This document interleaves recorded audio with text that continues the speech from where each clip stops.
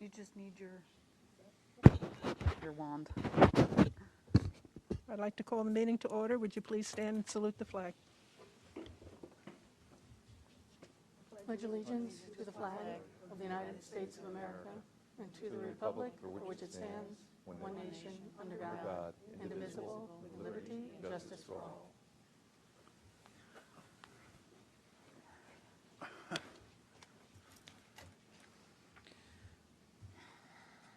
I need a motion to approve tonight's agenda. Tracy, second. Eric? Any discussion on the agenda? All in favor? Aye. Okay.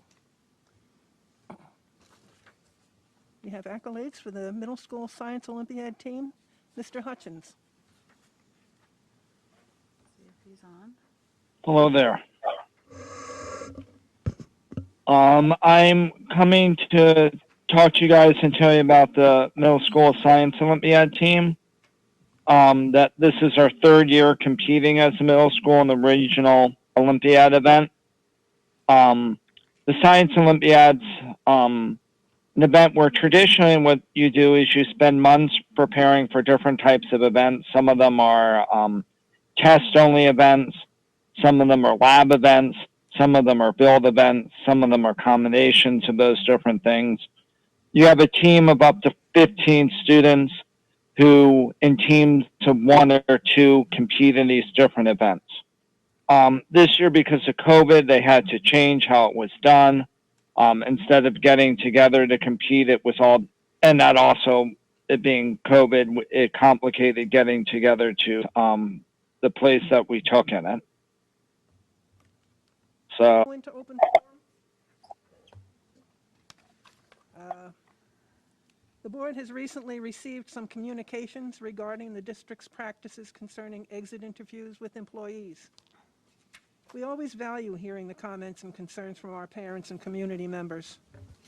As you are likely aware, we cannot discuss with you any particular internal personnel matters. However, I can tell you and reassure you that the board is fully informed about all personnel matters that come before it, certainly including any administrative positions. The superintendent and administrators have a strong and transparent relationship on all personnel matters. You ask about exit interviews. They are typically done after board action and sometime prior to the employee's departure. They are conducted by Erin Dubois as the Assistant Superintendent for Human Resources. We all work together to get the best education for our students. Thank you again for sharing your concerns. Now we will go into open forum. Back to my email. I don't have anything in my email.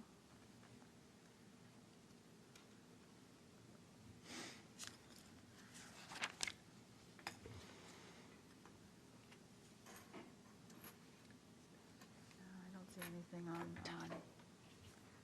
on Google Meet. Does anybody have YouTube up? Is there any comment? I mean, it was okay. Thank you. Nothing? Nothing. They can have an opportunity at the end of. Right at the end of the meeting, you will have an opportunity to contact us. We move along to the budget development update. Janet and Tammy. Okay. We have Tammy would like to go first. You putting the presentation up? Okay. Okay, so a lot has happened since our last meeting, and probably most important is the New York State released the educational portion of their state budget to school districts. And I'm happy to say that this budget definitely places school districts in a much better position financially than we were anticipating, and that we basically were under the threat or the concern of a 20% cut most of this year, and that did not happen. So I just want to review some of the reasons. First, some of the reasons is that there's a smaller than projected decline in state revenues. A large reason is the federal aid, and we're going to talk about the federal aid stimulus that will be going to Greenville. And state tax increases projected to generate more than $4 billion in revenue. So those are the reasons that were given to districts of why we can anticipate more aid. So definitely a very large investment in our schools from the federal government, really with the intent to address the impact of the pandemic on our students' academic, social, and emotional needs. So first, a couple highlights from the state budget. This is the most important one, which is the budget avoids offsetting federal aid with reductions to state funding. So if you remember when Janet was reviewing the state aid projections, there was that line item that gave us federal aid, and then there was another line item that took the same amount away out of state aid. So it was supplanting, not supplementing school districts. That is not what has passed. It will be supplemental aid. It is not going to be then taken away from us at the state level. She also talked about that government. I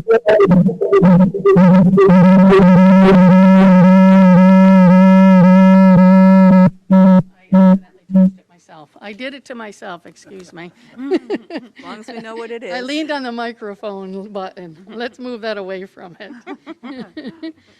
Thank you, Scott.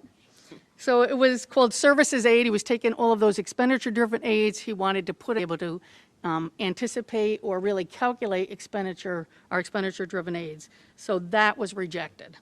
And then he was also, and what he was going to do with that was offset it by federal aid. And the other thing he wanted to offset with federal aid was the STAR, that there would be an adjustment to this. That was rejected. So those are the good things that were rejected. So federal aid. Federal aid overall provides $13 billion in federal aid to public schools. It's available for multi-year use. And that is what the handout was, because we're not going to be able to, it is going to be reported in the federal account.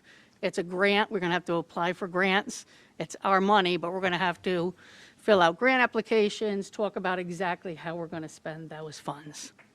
So it's not part of the general fund, I think, is the big takeaway when we start talking about the general fund again. This is going to be separate fundings. They want it to assist schools safely reopening for in-person instruction. They want it to respond to students' academic, mainly their learning loss, social and emotional needs due to the disruptions, again, of the pandemic.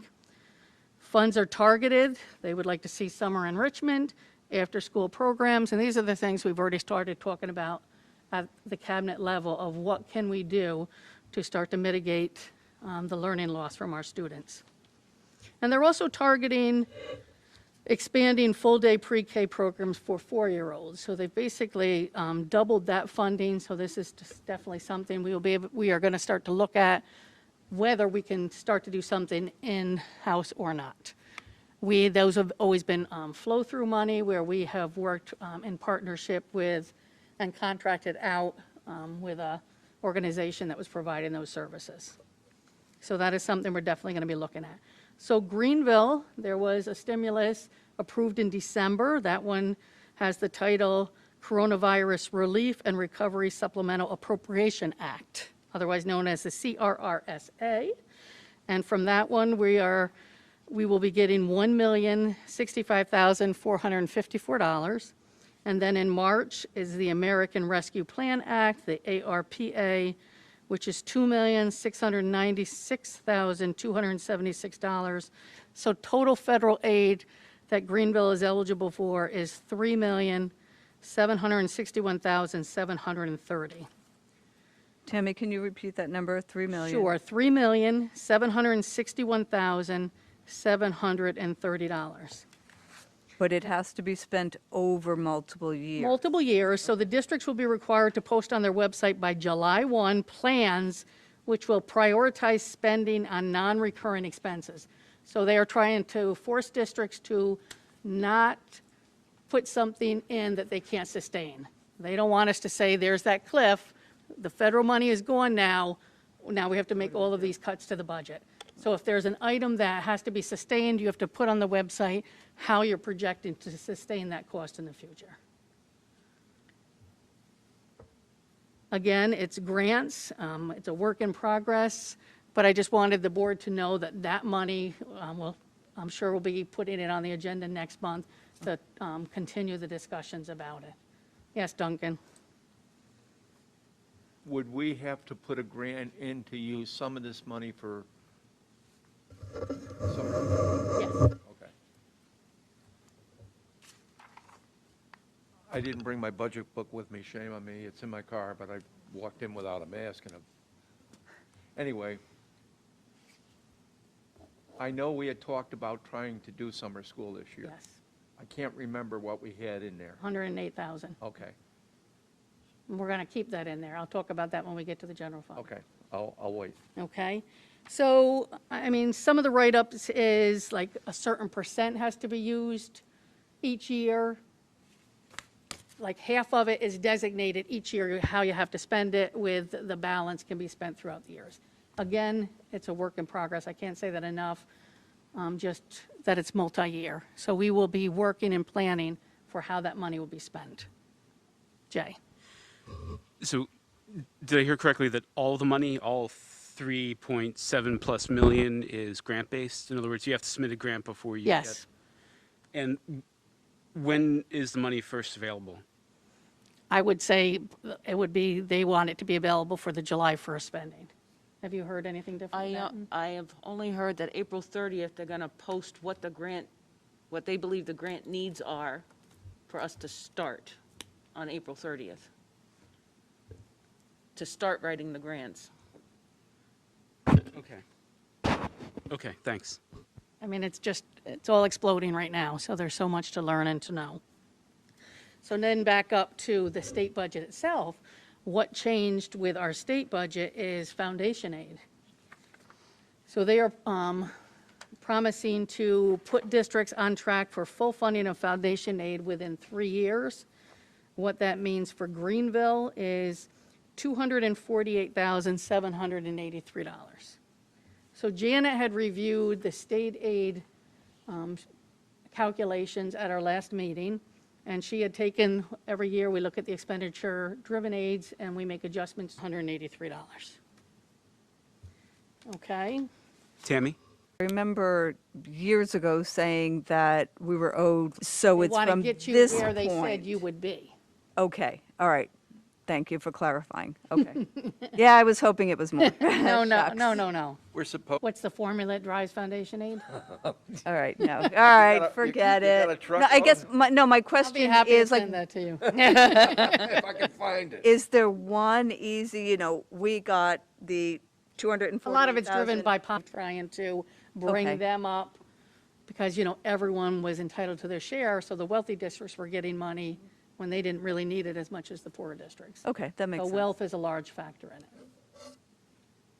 Okay, so the next slide shows the appropriated fund balance that's sustainable. So I reduced the appropriated fund balance by the 108 for that. I want to make sure we have that placeholder that we can sustain that beyond federal funds. With the foundation aid, we look at next year. Well, they're telling us that it will increase the next 2 years. By the They're telling 100,000. that us now, I like what you're saying about how we need this summer to provide whatever services we can. So I would say if we end up getting less, just like any year that we get less, we look at the budget as a whole and we make those decisions. I mean, you could still say summer school is our priority. These are areas that we can reduce the budget. Okay? Staying Duncan. with summer school, or in the, And it doesn't have to be summer school. It could I be understand, after- but it could be- I'm interested in, not summer school per se, but summer Help. school as an opportunity to address some issues. Is it possible for us to identify those specific kids that need help? Now, they may go now for 2 hours a week, okay, and to get their reading level up, or to get their math level up. Is it possible for us to target those kids, identify those kids to the parents who should know, because if they've been coming to meet with the teachers or to just pay attention to report card, but target those kids as, in our opinion, requiring summer school? Well, do we we- could never require it, but yes, No, already. Well, but I'm asking, I know we can't require it, but I mean, in our opinion, Yes. that's why I use that term, your child needs to come every day for reading skills, and then set classes up particularly small enough to address those needs for those, 5 kids in that, 7 kids in Right. this. Those are the conversations that are happening. Dan's been meeting with the principals, with the Iready data and all the intervention data that is used throughout the year, and they're already looking at list of students that would benefit the most. Well, I'm hoping we go that one step further, and that we do what we can to say, you really need to do this. Absolutely. Okay. That's where I was coming from. Thank you. And I think it's even bigger than that. It's the social skills. These kids that haven't, the kindergarten kids that have not even stepped foot here yet. I would like to see a week, we've talked about possibly like a week camp thing to get those kids in, the social skills. There's so much that we are starting to talk about. If that's what you guys think we need to do, that's great, but I'm really looking at that targeted group, because all the questions Tracy's raised, and all the issues that we see with reading, and, we used to be a desirable school district. One of the things I said, they ranked us like 600 in terms of school district around the state. That's terrible. Okay, that doesn't go good for the community, doesn't go good for anybody, so. Yeah, I don't know where those I got faith in you statistics are guys, coming but from. you know where I'm coming from. I have hope the never rest seen of the those board. statistics, Yeah, so. okay, good. All right, so that is the appropriated fund balance, so you'll see that that is reduced, and that is good. We've always wanted to keep reducing that. Next comes property tax cap. We are proposing that we reduce this line item by $53,874. If you remember, our tax levy limit is 1.46. That's the highest we can go without trying to exceed the tax cap. This would bring the levy increase to 1.15%. And I'm sure taxpayers would greatly appreciate that, the money is kind of balancing the needs of many in the community. So thank you. You're welcome. And then the last page is just the revenue summary. So you'll see that the budget is $32,253,015, and it's 1.96. And you can see the state aid, or the real estate taxes again is 1.15. You read the 2021. Oops. I read the wrong, 21, 22 is 32,886,167. at this point, I'll turn it over to Janet to start talking about the next section. Thank you, Janet. I have just one question. Sure. Tony. And maybe, did you mention what the lowering of the tax cap is going to cost? It's 1.15 increase. Right, and you have a tot- dollar? The dollar amount is $197,359. I can't see it on the screen. Thank Okay. you for repeating it. I'm going to bring my own Okay. computer that has a, You should have in your handouts. yeah, I know.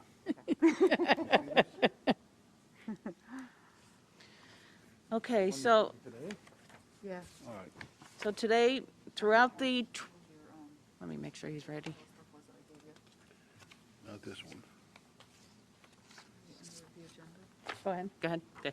Throughout the 2021 budget process last year, the superintendent's salary on the 1240.150 budget line reflected an estimated increase. When the salary increases were not finalized before the adoption of the budget last school year, the business official moved the estimated increase to administrative salary budget line, the 2020.150. This resulted in the 1240.150 salary code showing the approved 1920 superintendent salary, not the 2021 salary. In August, I presented a transfer of funds to the board to move money into the 1240.150 salary code to account for the approved 2.5 salary increase, 2.5% salary increase. By transferring the funds, the salary listed on the 1240.150 budget line still reflected the 1920 salary instead of the approved 2021 salary. So to correct this On tonight's agenda, I have reversed the transfer the budget the board made in August, and I have made the adjustment for the clerical error directly to the salary codes. Therefore, there will be an increase to the 1240.150 code and a decrease to the 2020.150 code. In the proposed 21-22 budget now accurately shows the 2021 superintendent's salary as well as the proposed 21-22 salary. For the 21-22 salary, preliminary budget, this slide shows the adjustments we have made since our last board meeting. First, under health insurance, we are showing a reduction of $120,000. As a reminder, the preliminary numbers provided by the trust in January were a projected 0% increase under both medical and prescription drugs. On March 23rd, the trust released the final renewal rates showing a negative 6% under medical. The prescription drugs costs remain the same. This premium reduction is directly related to the pandemic, which delayed or minimized elective surgeries, medical tests, and doctor visits. Under additions, we have $27,000 for 2 student placements in the new Questar P-Tech and Early College High School program. Oh, that's cool. That's a brand-new program that they're offering. And we got 2? 2 students. Is that all we were allowed, or? So those, all that applied? right now, we were trying to hold it to 2 the first year. We were. Yes. I don't think there was more interest than 2. I'm not even sure, If those 2 will Right. keep going. Right. but we needed to start doing a placement there. And $10,277 for an additional placement in the Early College Board program. Just as a note, I would like to be aware of how many kids actually apply for it, and if we have more than 2, I'd like to understand how we chose which ones go. Okay, so I know for the Tech Valley, it's by lottery. So 3 students applied for Tech Valley, and they choose the lottery, and They do? they do. So the kids? I would do the same thing. Kids They choose would by choose. doing a write-up, or how? They apply, I think the lottery is just the random drawing. It's a random, and you would, and if we have more, you expect that P-Tech would be the same. So we would not be the filter, is what I'm No, getting. we would not be the filter. Okay, because I would be, unless there was a really good reason, I would be a little uptight about being the Nope, filter. we would not be the filter. Thank you. Both programs receive BOCES aid of 64.2%, so the actual net cost is $13,345. Next is the addition of $3,625, which allows up to 10 days in the summer for the elementary guidance counselor. All the other counselors already work days over the summer. This will allow for more summer planning to support the social emotional needs of our students. Equipment has been increased under 2 areas. Special education by $2,000. This line item was initially reduced from $5,000 to $3,000. Based on potential needs, we are recommending keeping the budget at $5,000 for that. Buildings and grounds, a $9,500 increase. The preliminary budget included the replacement of half of the AEDs on district. This increase will now allow us to replace all the machines in the district. The original thought was to replace half this year and then half next year. Health and safety supplies shows an increase of $20,000. With the unknown of the pandemic and what September will look like, we are budgeting to continue to provide PPE as required, like masks and gloves. Occupational therapy shows an increase of $6,300. This is based on my review of the school year's current costs. Excuse me, Project Janet, school- I'm sorry to interrupt. Just curious, do you happen to know how often the AEDs need to be replaced? We haven't replaced them in 12 years. And some of the 3 that we were going to replace this year were very heavy carrying cases out for the athletic fields. It was hard to get the pads, so it was time to upgrade. I understand. I'm just curious to know how often they should be upgraded, and I guess what our cycle is, if we do a few each year or no.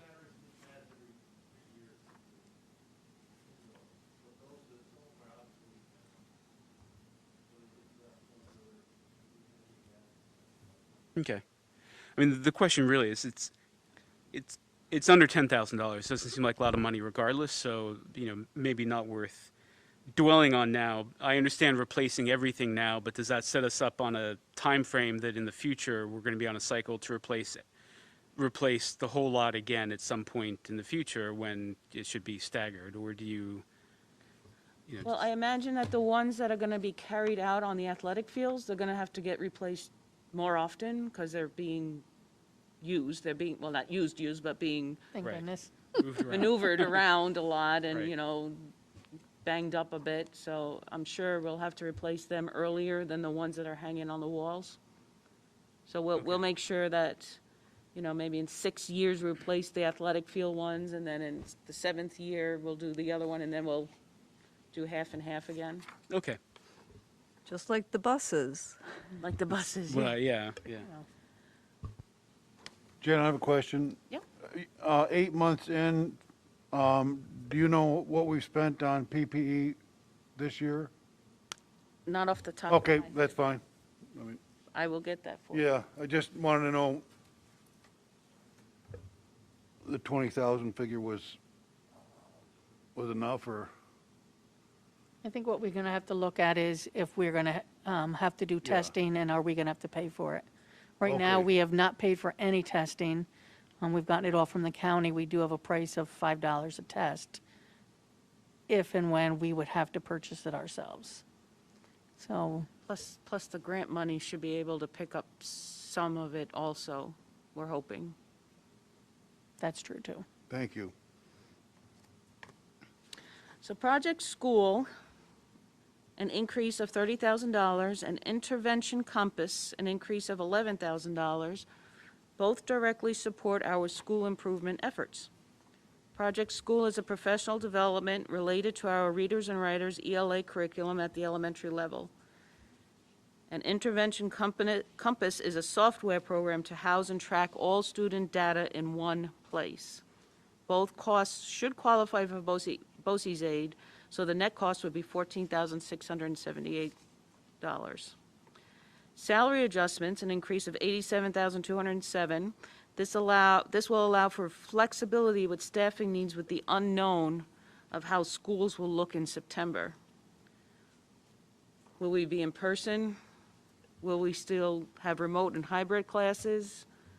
How many can we transport on a bus? And once we have answers, will we require any additional staffing? I felt it was very important to have this flexibility. I think what I don't share enough is how hard this year has been. Look at Pete right now over the airways is, sometimes he's in there teaching, Dan's in there teaching, I've had Aaron in there, Janet is helping with food. A lot of times, the administrators have had to, and no one's complaining because it's all hands on deck, but it's been very stressful at times covering classes when there's absences and building back that substitute list where people are comfortable to come into the buildings. So I really feel that we need some flexibility to maybe, we do need a couple more people. And what would that look like? Do we need a couple more aides? Do we need a couple more assistants? I'm very concerned if we have to do a remote option and have more of our students back, then we need those teachers to be teaching the kids in front of them. And what does that mean? We may need to be partnering with other districts that, this group is having a first grade class, this group, through BOCES. So it's, again, all of that unknown, trying to plan for when, again, it's unknown. So I really felt it was important. We had the extra funding to have some flexibility in this budget. I'm thinking that's not enough. It's not a lot. I mean, So- what does that translate to? About less than 1%? No. Yes, less than 1% of the salaries we're paying now.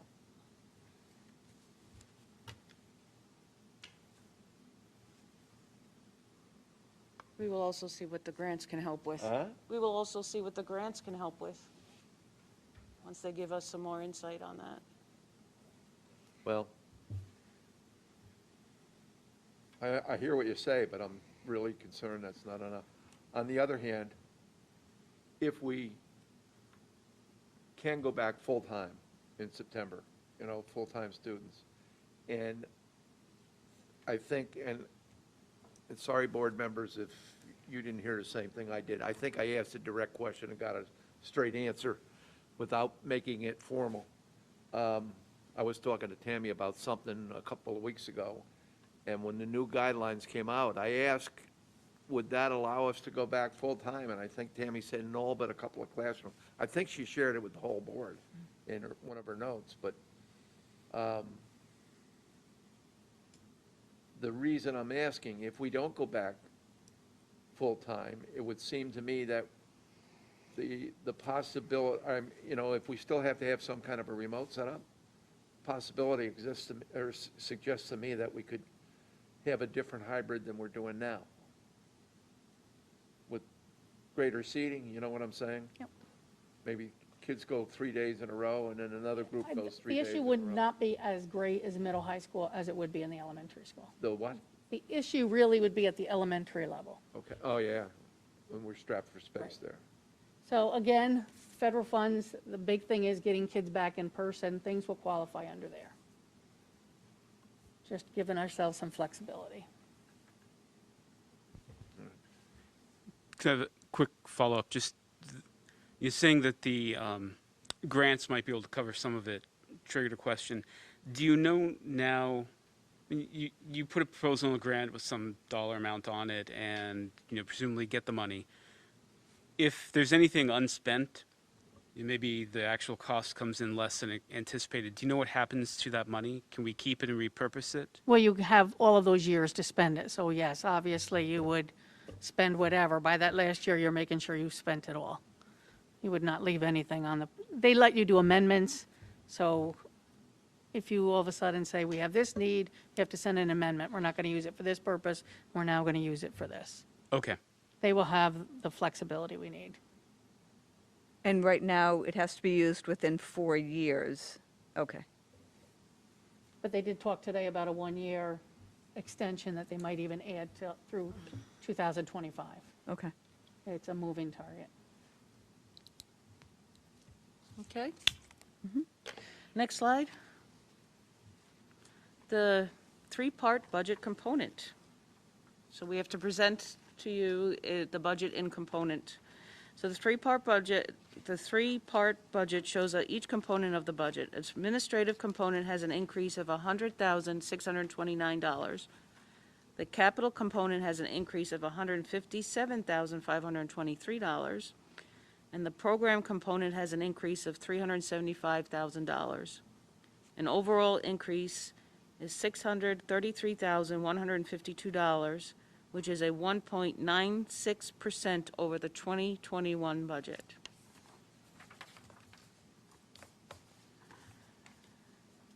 So at first we have the administrative component. This covers the administration of the school, along with clerical staff, school board costs, insurance, central processing. Next slide. Along with BOCES admin costs, curriculum development, research, planning, and evaluation. The next slide shows the capital component, which covers the maintenance and custodial staff, debt service, utilities, facility costs, service contracts, maintenance, and repairs to the district. The next slide shows program component, which covers salaries and benefits of all teachers, staff delivering pupil services, textbook, instruction materials, equipment, BOCES program costs, and transportation. And the next slide shows expenditures by category. So as you can see, the salaries and the benefits of a school district is the largest expenditure. It is 72.44% of the budget. Contractual and tuition is at 9.27% of the budget. BOCES services is at 8.3% of the budget. Debt service is 7.21%. Equipment, materials, and supplies are 2.58%, and the intra-fund transfer to federal is a 2.2% of the budget. The next slide was, oh, that got messed up.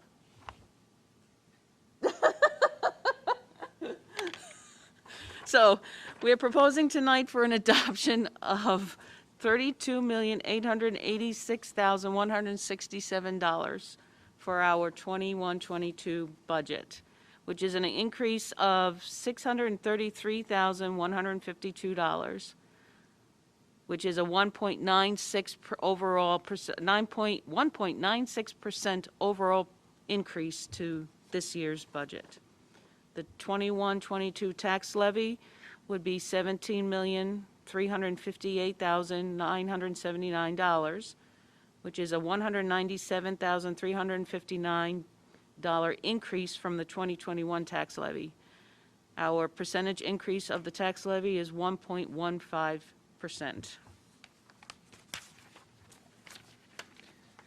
So the next steps is May 4th will be the annual budget hearing.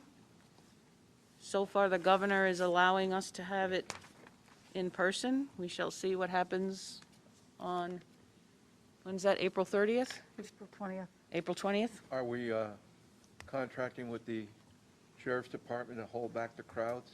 I think last year we had 15, Three. 16 people, and 12, It was in 12 person? 12 of them No, were we did the staff. mail. 12 of them were staff. Yeah. Oh, for our hearing, yeah. The Yeah. budget hearing was in person last year? Yeah.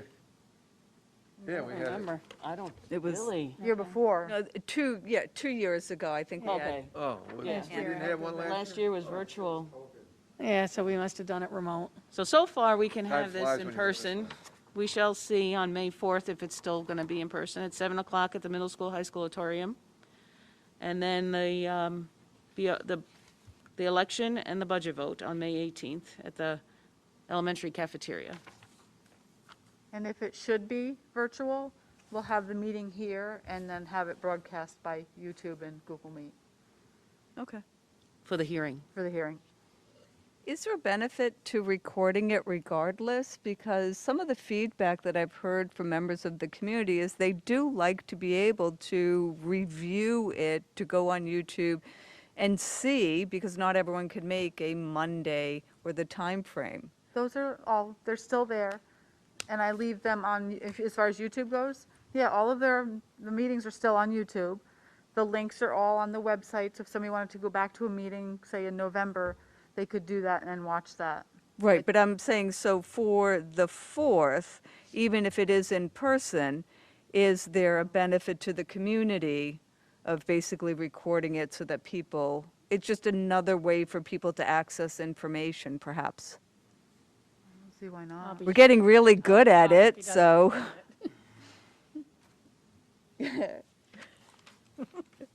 Wouldn't that be up to the board to decide? I can tell, the eyes crinkle. Any questions on the budget? Okay.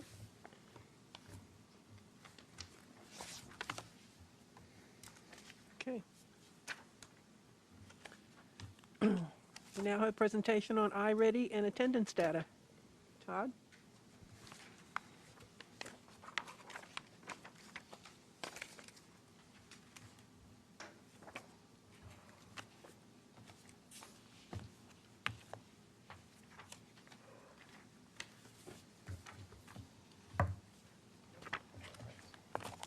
Good evening. Good evening. The question of how are we doing in COVID learning remains at the forefront of many conversations. This question has a number of facets, including academics and engagement, but also includes the social emotional well-being of our students and families. As educators, we continued our work of meeting students where they are at and supporting student growth regardless of the conditions surrounding learning. As administrators, when asked this question, we turned to our data to begin to look for an answer. Specifically, we reviewed our Iready benchmark assessments for academic indicators and our attendance rates for engagement. While this question came out of the special circumstances that we have faced, it follows that the regular review of data is an integral part in continuous school improvement, and there will be implications presented tonight that go beyond COVID and impact instruction moving forward. With that in mind, the administrative team is developing a data review calendar for the district so that we may have these conversations more regularly and scheduled on an annual basis. While we have provided additional information to the board to help generate conversations, these upcoming slides will present an overview to help with a more general understanding of where we are at. We'll start by looking at our Iready data for both the elementary school and middle school in reading and math.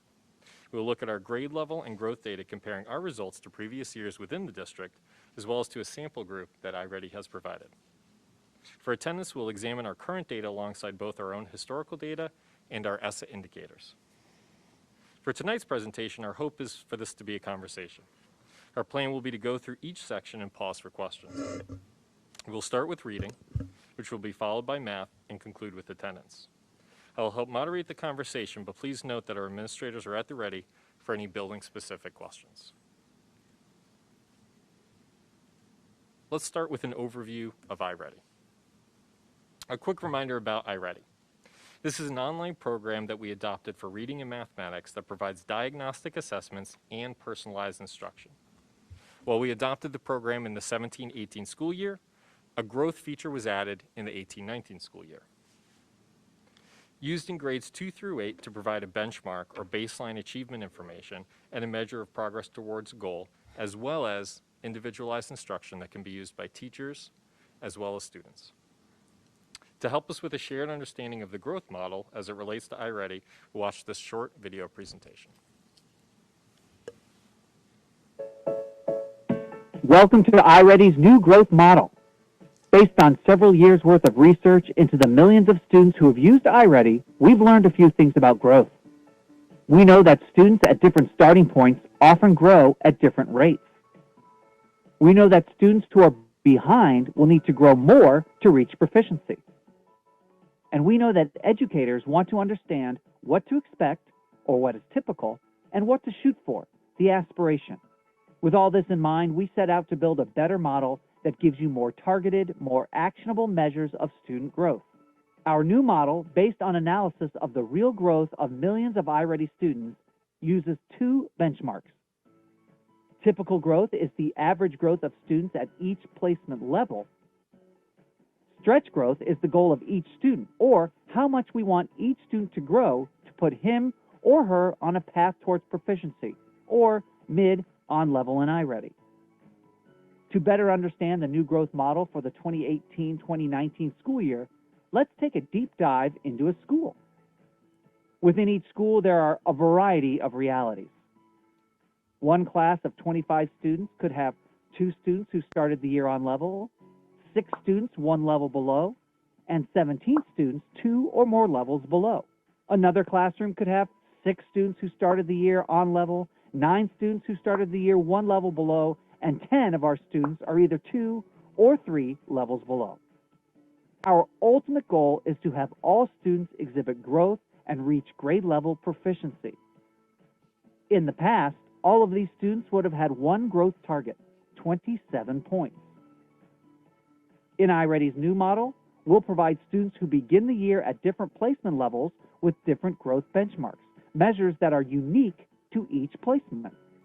Let's start with typical growth, our measure for how much the average student at each placement grows. For our students who begin the year at mid, late, or above level, we expect to see growth of 21 points across the year. For students who are early on level, 25 points. 26 points for students who are 1 level below, 27 points for students who are 2 levels below, and 30 points for students who start the year 3 or more levels below. Now, just a reminder, this is typical growth, or growth that the average student will achieve in a year. These are the averages we see across the millions of students who are using Iready. Now let's look at stretch growth, or how much we want our students to grow to track to proficiency. Much like typical growth, we have a different target for our students at each placement level. For our students who begin the year mid, late, or above level, 30 points. For students who are early on level, 34 points. 35 points for students who are 1 level below, 43 points for students who are 2 levels below, and 55 points for students who start the year 3 or more levels below. These stretch growth targets are ambitious. They're targets that are set to put every one of our students on a path to proficiency. As you'd probably guess, our students who start out behind have bigger targets because they've got the most ground to make up to get to proficiency. That said, we put some logical caps on these targets to make sure they're still achievable. Of course, not every target gets every student to proficiency in a year. Some targets put students on a multi-year path to proficiency. Let's look at a couple specific student examples. Sticking with 3rd grade, our first student, Amelia, scored a 450 on her fall diagnostic, or early on level for 3rd grade. Amelia's typical growth, or what we'd expect from the average 3rd grader with this placement, would be 25 scale score points. Her stretch growth, or what we really want to see from her to continue progressing to higher placement levels, is 34 points. Because Amelia had such a strong starting point, clearing either measure will get her to proficiency, or mid-on level for 3rd grade math. Now let's take a look at Brianna. She had a 409 on her fall diagnostic, placing her 2 levels below. Her typical growth, or what we'd expect from the average student at this placement, is 27 points. Her ambitious growth target, what we'd really like to see, is 43 points. What does Brianna's path to proficiency look like? Even if she hits the stretch growth target of 43 points for a 3rd grader, she won't quite be at mid-on level. Her path to proficiency is designed to take more than a year, but if she hits that stretch growth target of 43 points, she'll be well on her way. Let's recap. Typical growth marks the average growth of students at each placement level. Stretch growth lets us know how much they'll need to grow to be on track for grade level proficiency. And both of these benchmarks differ based on students' starting point from their fall Iready diagnostic.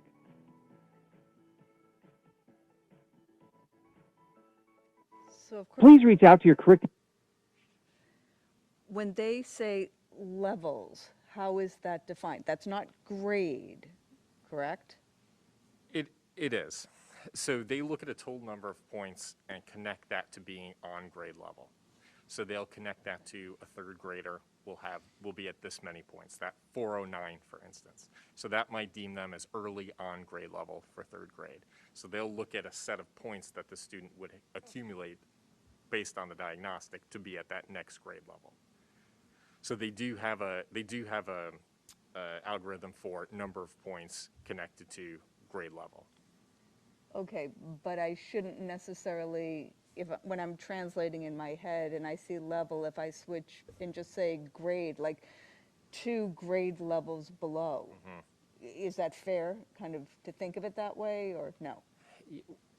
It can be in certain instances, especially when we look at domains. We might be thinking that they are missing skills that were needed to be acquired 2 grades previously to be successful on skills of this current grade level.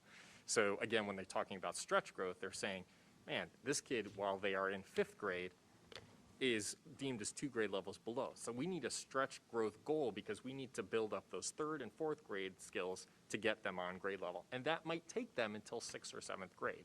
We understand that the path for a student to reach on grade level might take multiple years. Absolutely. Yeah. And that's also part of the issue that we face, is how do we keep a student moving with on grade level learning, knowing that they have deficits from previous grade levels. So now we have to combine not only that instruction moving forward, but backfill as we work to make sure that they're able to understand on grade level concepts and also that they're fluent in those previous skills as well. Right. The goal is not just growth. The goal is to get them proficient at grade level. Correct. Okay. All right. Correct. Yeah, Thank you. no problem. Dan, I have 2 questions, but I'm just going to ask one and hope you fill in the other one later. My understanding, and that explanation helped a little bit, but Iready doesn't appear to be a standardized assessment tool across a grade. Would that be, and let me explain what I mean standardized. You take the same question that I do and Eric does. Correct. This is more individual. Yeah.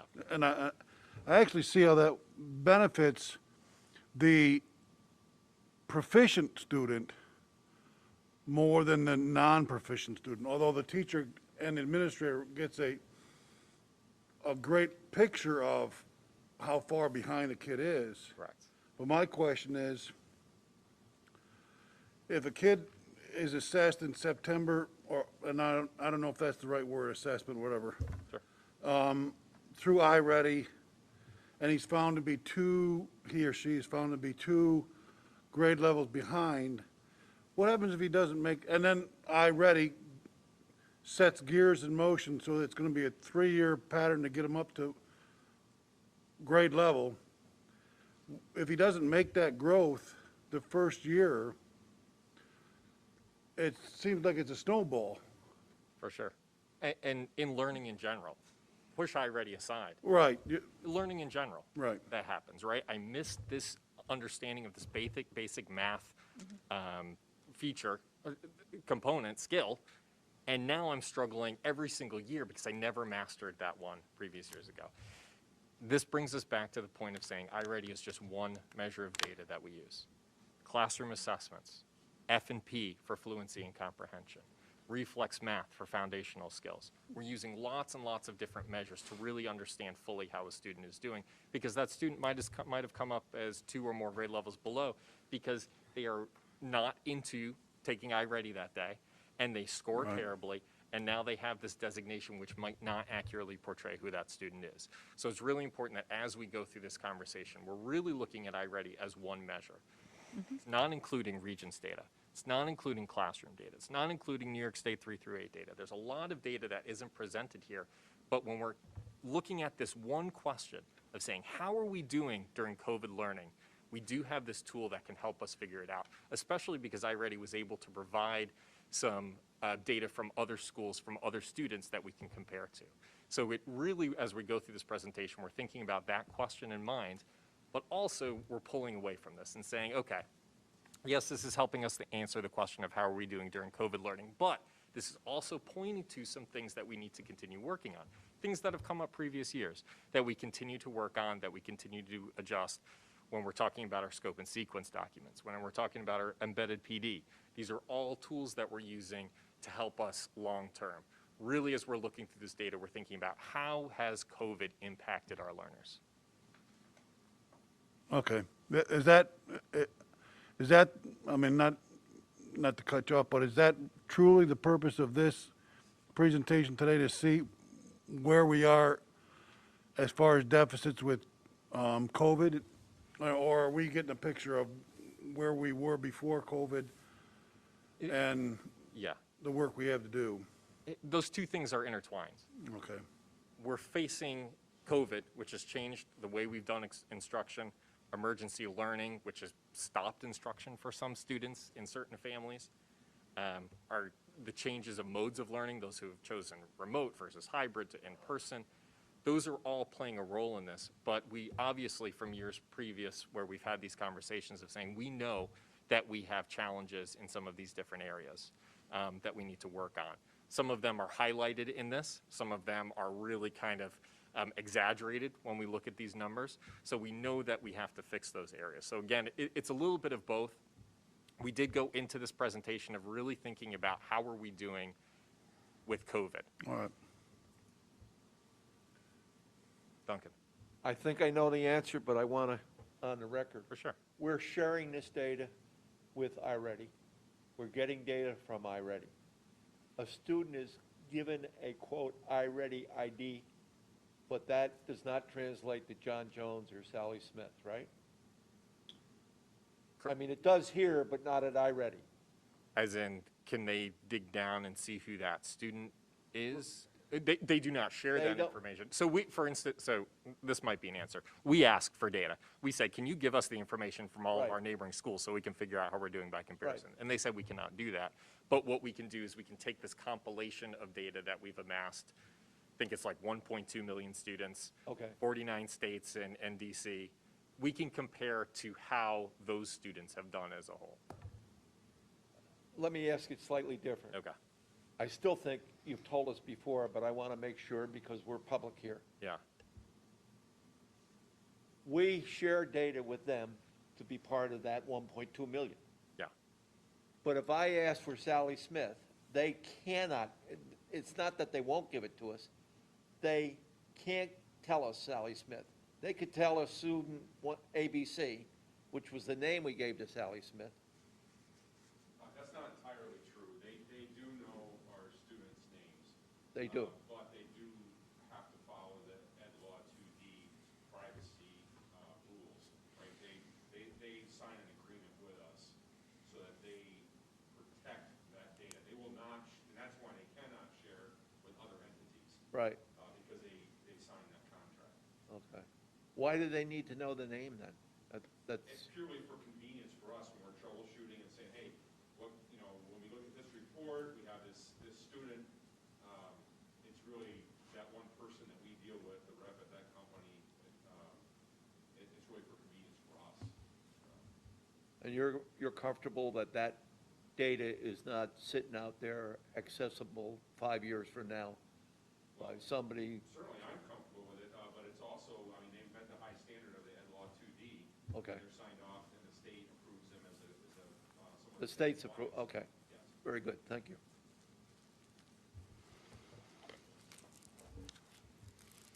The only last point I'd like to make on this slide is just a reminder that in grades kindergarten and first grade, we use a program called ESGI that was basically a progress monitoring program that we've modified to help us collect student information and to serve as a benchmark program. It is truly a progress monitoring tool. It was found by one of our teachers, and we've been able to adapt it to our needs. Students are assessed in areas including letter identification and oral counting. That data is not included in this presentation. We're really just looking at our Iready data as well as our attendance data.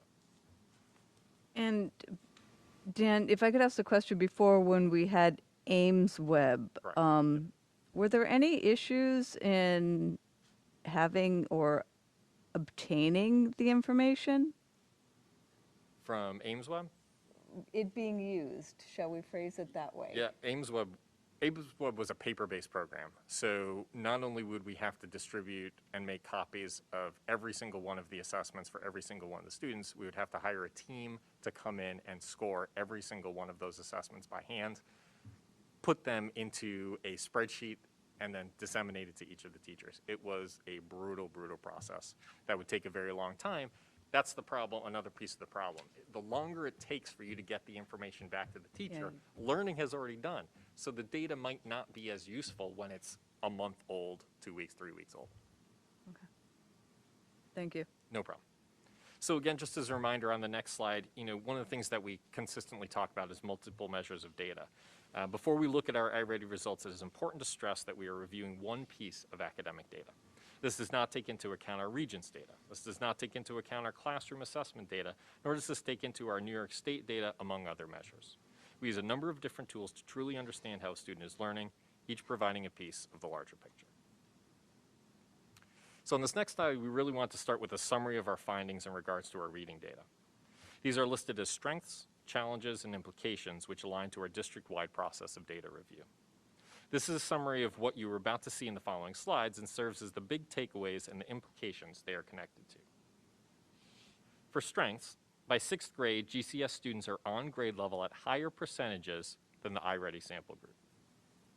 By 6th grade, when compared to the Iready sample group, there are fewer GCS students 2 or more levels below grade level. Patterns of growth are consistent in grades 4 through 7 at both the start of the year and the middle of the year. And teachers have adjusted to the challenges with hybrid and remote learning. The challenges that we face are grades 2 through 5 have fewer students on grade level than the Iready sample group. Grades 2 through 5 have more students that are 2 or more levels below grade level than Iready sample group. Some cohorts showed a decline for on grade level compared to historical percentages. And teacher anecdotes point to the struggle to keep students consistently engaged. A few implications from these challenges. We need to continue to work on an alignment of improvement plans to areas of need identified in the data. Those are our DSIP and our SSUP plans. We need to continue to mine deeper into the causes per student, per cohort, and per grade level. And we need to continue to review and evaluate the scope and sequence documents for pace and adjustments. I have a question. Oh. One, the Iready sample group referenced here, is that the 1.2 million students you referenced before? Great question. This first slide, these first two slides talk about that sample group, so let me give you an overview of who those students are and how they were selected by Iready. So the data presented here, just one last piece, is the data presented is inclusive of all students, both gen ed and special ed. We look forward to being able to separating these two groups very easily by our use of ClassLink, which is a program that we're kind of using to help students access programs, but it really helps us line up our demographic information and our school information system information with programs like Iready. At this point, we're still working with ClassLink to make sure that's easy to get to. On an individual level, we work with building principals to make sure that we're able to identify those subgroups from individual data, pull that information out, and really work with teachers to work with those individual students to help them progress. Dan, in looking at the national information, do we know what percentage were in person? Because I'm assuming it's a mixture. Yeah, that's a great question. It was not presented to differentiate between those that are in person and those that were working in another way, but it's definitely something I could ask to see if they're able to navigate that.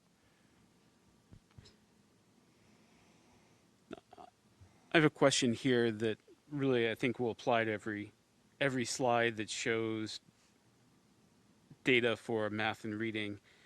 And I think it's really to help put the data in context for me so I understand it. Sure. So to be perfectly honest, in looking at it, my first reaction is we're not doing well. There are a lot of students who are, it appears that there is a large percentage of students well below proficiency. But I'm not sure if I'm actually reading that correctly, if it's more just because of the relative way the data here is being presented. It's not presenting it quite that linearly, if you will, and that it's more because of how the data is being presented. You need to go an extra layer to really understand in a more absolute sense how we're doing with proficiency at a grade level. So could you speak to that? Definitely, and in each slide, I'll set that up a way to look at the data that's presented. Again, Okay. When we're talking about larger things like proficiency on grade level, we have to remember that this is just one slice of data that we're using to make some of those judgments. So these first two slides will show how GCS students in grades 2 through 8 do when compared to an Iready sample group. So that question previously, the Iready constructed a historical average to represent typical performance for students in grades 1 through 8 across the 3 most recent school years. Student level data was matched at the school level, so the current and historical samples consist of students in the same school. So they went through all these kids and really made sure that this kid had been in that school for 3 years. And they went through all these millions of students and really kind of came up with about 1.2 million students who hit all of those qualifications. Same school for those 3 years, progressed through these grades in 3 years. With that criteria in place, the final sample consisted of roughly 1.2 million students in grades 1 through 8 in the diagnostic for reading, and roughly 1.3 million students in grades 1 through 8 in the diagnostic for math. This analysis represents students in 49 states plus the District of Columbia. One more data question. Yeah, sure. Are there error measures associated with this data? Not that were provided for me, but that's something that we can obtain as well. Okay. Plus or minus 10% standard deviation, Right. So, I mean, some of it, comparing bar to bar, just to understand how much of a difference is significant, or if it's, certain difference, you just say it's essentially equivalent because of that error. Yeah, and we kind of made those judgments within about 3% when we compared year to year to say whether it's statistically significant. We tried to remove those terms and not make judgments and really just focused on increase versus decrease or the same because we didn't have that information right in front of us. So we just wanted to say holistically they increased, they decreased, they remained the same. Okay. So for this first comparison, we are comparing those GCS students who are on grade level by mid-year as compared to the Iready sample group. Our goal is for the blue to be higher than the red, which we see occurring by 6th grade and continuing through middle school. GCS students catch up, and we want to recognize that we achieve better than the sample group through those middle school grades. We notice that we need to find ways to flatten the curve leading up to those middle school years. This data has and continues to influence our decisions for students.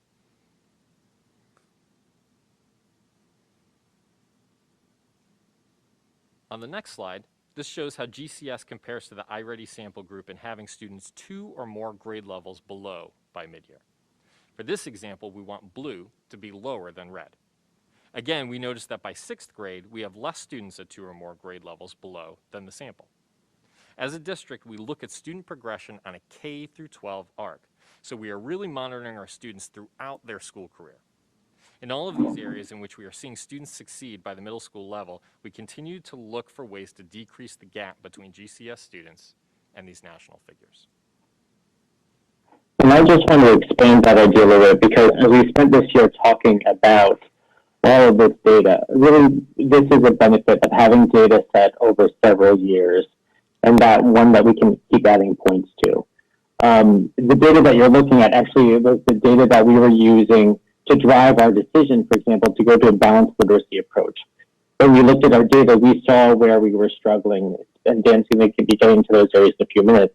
But because we saw that pattern, even though we saw that, yes, our curriculum is an arc that goes multi-year, we wanted to make changes that looked at the elementary years before kids got to the middle school, because the idea is to continue to raise our blue bars at every grade level so that we can have better outcomes for students. Our next two slides are really going to focus on GCS compared to historical GCS. And so we use the Iready sample group and just looking at GCS. These next two slides look at the percentage of students who are on grade level at the start, and then by the middle of the school year for compared to previous GCS results. Again, these slides help us to analyze any COVID dip. This first chart is our start of the year comparison.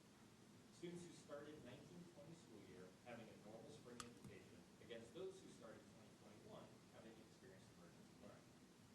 As we analyze this chart, we look at how specific cohorts or student groups perform as they progress through the grades.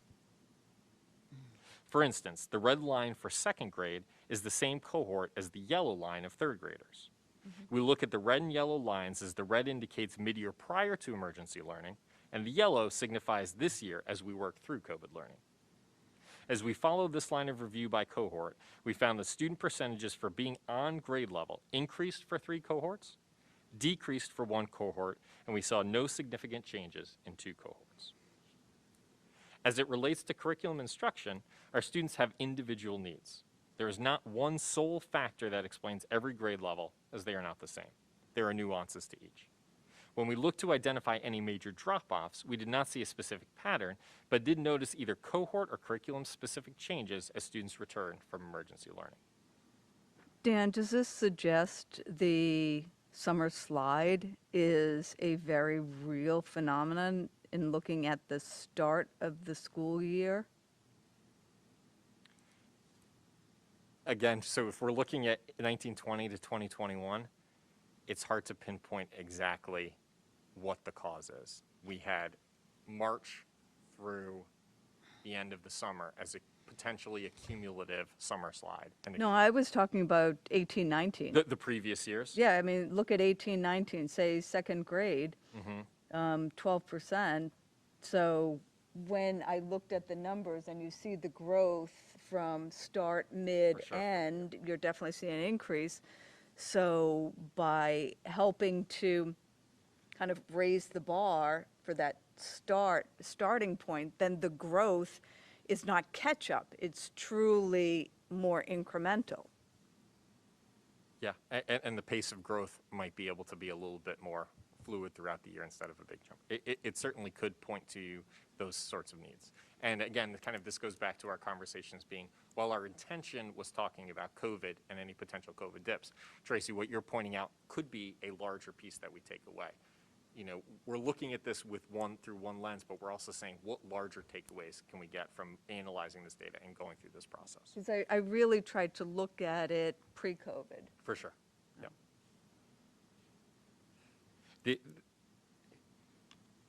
The hardest piece of this is how long it takes for us to get used to a new system and for students to get used to a new system. By looking at 18, 19, you're looking at the 2nd year where we're using Iready. Potentially the 1st year where we're really like, okay, we know how to do this, we got this, we know how to get students ready for it. So that comes with it some concerns. right? We're still kind of getting used to the system. Students are still maybe fresh in the system. So while we don't want to make too many judgments, we could definitely pull some of that information from here and saying our students start the year at a certain point and they make this massive growth by mid-year. If there's any way we can buffer that start of the year growth, potentially we can see larger growth across the entire year. On the next slide, we're looking at the overview of Iready reading mid-year comparison. This chart is comparing GCS students as being on grade level at the middle of the year when compared to previous GCS data. Again, 1920 being more normal and 2021 using a variety of learning modes. So we analyzed this chart, we again looked at how specific cohorts performed as they progressed through the grades. Similarly, the red line for second grade is the same cohort as the yellow line of third graders. As we followed this line of review, we found that student percentages for being on grade level at mid-year increased for 3 cohorts, decreased for 2 cohorts, and showed no significant change for 1 cohort. Despite all challenges, we are noticing a recovery of learning for our students between the start and the middle of the year. Additionally, the majority of grade levels have returned to at or above pre-COVID levels of on grade level performance.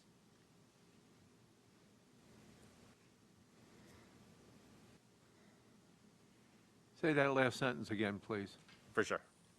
Let me go back to my notes for what I said. Additionally, the majority of grade levels have returned to at or above pre-COVID levels of on-grade level performance. So when you're looking at an individual grade level as opposed to a cohort, what we're finding by mid-year is that we're at or above one of the 2 previous years of more normal learning.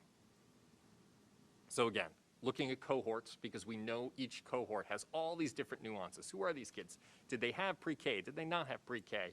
What was going on in their individual lives?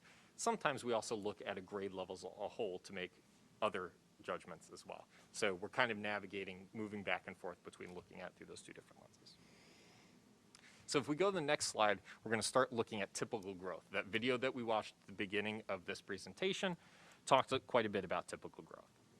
We want to look at the rates of growth of our learners. This slide compares the percentage of students making typical growth, similar to the example we saw in the video. As we review by cohort, we find that we are able to accelerate learning after COVID in certain grades.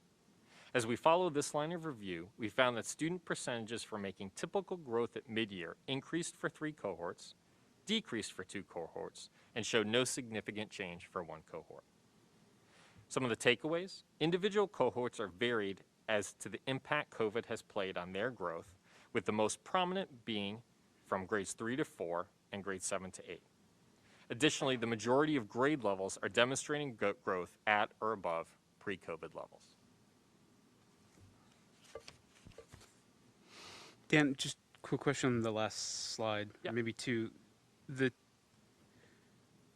Do you know how this would look if you were to plot typical growth against that larger sample group? This is all just internal GCS data, right? Correct. So how would this compare to the larger sample group? So I know we got, I'm not sure that we got typical growth. I'll go look back through to see if they gave us typical growth numbers. I know we got on grade level and 2 or more below, but I can go through the data sets that they sent us and see if they have any information about typical growth. Okay. One other question. I think when you're talking about the number of cohorts increasing, decreasing, staying the same, I think I heard the same pattern several times. Yeah. Was it the same cohort kind of consistently increasing or decreasing or staying neutral, or was it just? It was not. We're seeing the similar fluctuations, though, in different grade levels. And some of that presents a bigger problem. When we don't see that consistency, it begins to ask us more questions about, well, what is going on? And again, when we talk about diving deep into cohorts, we're really thinking about the individual student. What is the barrier for this individual student in their learning, and how do we support that individual student? So these last 2 slides in the Iready reading section come from a question that was asked by the board in regards to domains. How are students doing in regards to domains? So this first chart shows an example of the requested information regarding student percentages of being on grade level based on different domains. This first slide provides an example from the elementary level. We have provided this data in full for our board members, but this is an example of how we go about breaking down our data to a cohort-specific level that can be used to help review instruction and curriculum. It allows us to view a cohort who may have struggled and how they have progressed as a unit. Again, we are following a cohort over 3 years based on the percentage of students on grade level by domain. On this chart, we have just focused on one cohort of third graders as they advance to 5th grade. So you're seeing that group of third graders go through 3rd grade, 4th grade, and 5th grade in each of the domains right next to each other, so you can kind of follow that cohort's path through each of the domains. Dan, could I ask a question about phonemic awareness being at 100%? Yes. How is phonemic awareness determined? That is a great question, and Todd and I were having this conversation earlier, just talking about phonemic awareness versus phonics in general. So phonemic awareness specifically is through listening or verbal prompts. So a lot of these questions will have a picture on the screen, and the student will click and hear a voiceover and have to navigate through actually listening to the voice that's presented. So they will have to think about recognizing starting or ending sounds, the ability to identify individual sounds based on a picture that is presented. So those first 3 domains are really foundational skills that we find a lot of our students have mastered by the time they enter 2nd or 3rd grade. So when you see these 3 domains at 100%, especially as we look at middle school, even as we get through elementary school, these are usually mastered by that time. Sometimes when we see deficits in those areas, sometimes these are our special ed students who are getting special class reading, something really focused on these foundational building blocks to their reading. I read something saying that Iready actually doesn't calculate phonemic awareness after the 2nd grade. Can you look So into that? it all depends on the direction that a student will be going in. So if a student clicks on a question and gets it right, the system will decide whether they need to regress. So Iready does have the availability to work with students in kindergarten and 1st grade as well. So once the student answers that first question, it'll kind of decide whether it needs to take that step back to previous skills. So when we do find deficits in those areas, it's usually because a student answered a question, got it wrong, and the system is slowly adjusting backwards to see where that student is at. Okay, I'm going to share something. I'll send it to you because For sure. it said after 2nd grade, it wasn't assessing, which would kind of explain the hundreds across the board. Yeah, so it sounds like the system is deciding, because we don't use it for kindergarten or 1st grade. But if a Right, student right. starts, if we have them scheduled as a 2nd grader, and we can adjust that too. If we have them scheduled as a 2nd grader and they get a question wrong, it will move them back to some of these foundational skill type questions. It will ask them 1st grade questions or kindergarten type questions that might hit some of those 3 foundational skill domains. Okay. So we have chosen to start students in 2nd grade with Iready because ESGI really fills the needs that we have with understanding how our students are doing in kindergarten and 1st grade. Can students count to 10? Can they count to 100? Can they identify their letters? That's really something we use ESGI for, where a teacher sits directly with a student and asks them those questions. It's that face-to-face, very personal process. And we don't start this until 2nd grade. Okay. The next slide that we have, very similar comparison, but at the middle school level. As we can see, steady learning growth is shown in each of the reading domains. As anticipated, unfinished learning is less for students in grades 6 through 8. So again, just to be clear, this slide and the last slide show one cohort performance across 3 years, Correct. right?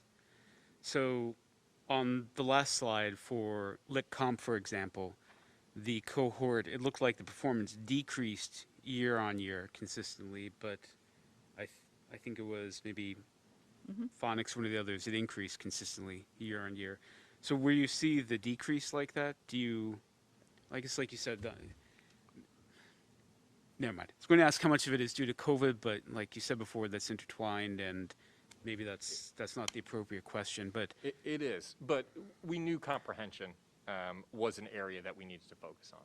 So some of the moves that we've been moving towards with the Readers and Writers Workshop was specifically to address some of our comprehension concerns. Those comprehension concerns previously came up not only from Iready, but when we looked at our New York State assessment results, we were able to gather some of this information from there as well and say, okay, comprehension skills on these two measures are showing up as a concern. How do we move forward? Our FMP benchmarking also has some comprehension type questions, so we're able to pull additional data from there and say, okay, as a whole, we need to work on comprehension both in informational and literature, and that shift towards the Readers and Writers Workshop has helped us navigate that. Okay. Any other questions in regards to the reading data that was presented before we move on to math? One question, Dan, just so I can figure out how, maybe how you use the data that's created with Iready. If you go to your slide 11, I don't know if Todd has them numbered or not, but it's your mid-year typical growth in reading, right? Couple slides back. Yep. If I look at fourth grade, am I on the right slide? Yeah. Fourth grade for 1920 is at 27, correct? You with me? So the same cohort in fifth grade is at 27 too, correct? Correct. So then if I go the next slide, can I read into this that for typical growth, it's a 41% at the fifth grade? Is that what I'm reading there? Yes. That's how I can read this? Yep. Okay. That's Yes. it. So that specific cohort has made, that percentage have made their typical growth for that year. I'm just trying to figure out how the percentage stayed the same moving for a whole year, but somehow they got 41% of the student population in there got typical growth. Yes. Okay.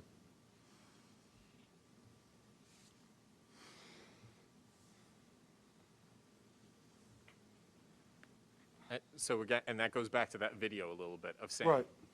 Right, of saying they might not be on grade level yet, but they are making the growth that was anticipated for a student that started where they started. Okay, so if we shift over to math, we'll follow a very similar process. Please, again, questions were great. Feel free to ask those as we go through. We want to start with our strengths, challenges, and implications before diving into the data. Similarly, for math, we wanted to start with a summary of our findings. These are listed again as strengths, challenges, and implications, which aligns to our district-wide process when reviewing data.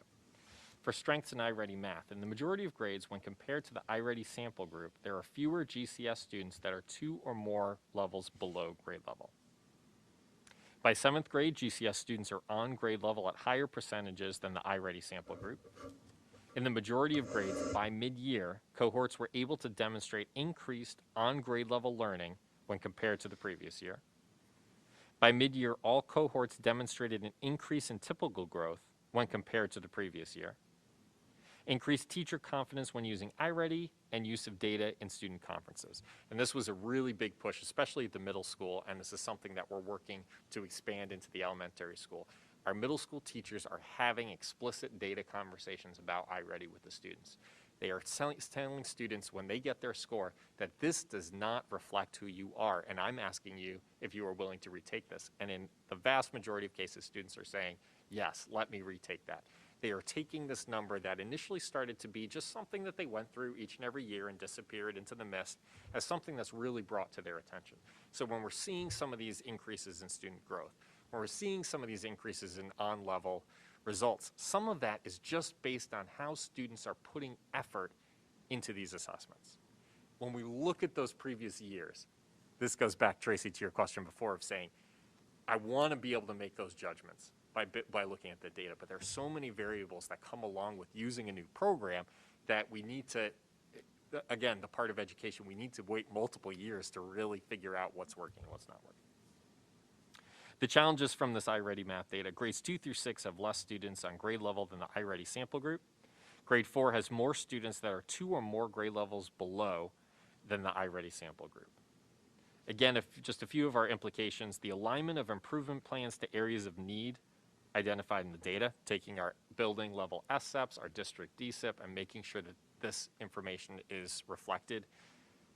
Our elementary school and middle school BLTs reviewing fact fluency tools, including reflex math and frax math, and using Iready as a tool to identify appropriate interventions, whether that's for academic, organization, or SEL needs. So as we look at our first data set, again, these first two are comparing GCS to the Iready sample group. For this comparison, we are looking at those GCS students who are on grade level by mid-year as compared to the Iready sample group.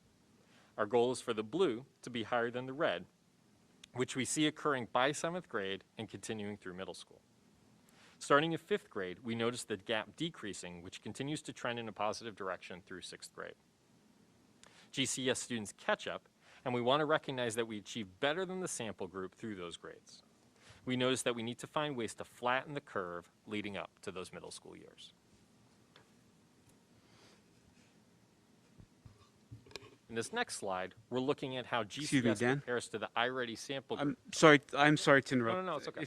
Could we go back to the last slide for a minute? I think this is, again, probably applicable to some of the reading data too, but just to put this in a broader context for me, again, if I look at this and see percent on grade level, 20%, 30%, 40%, that percentage to me just on its own sounds low. Again, it's very troubling because it sounds like,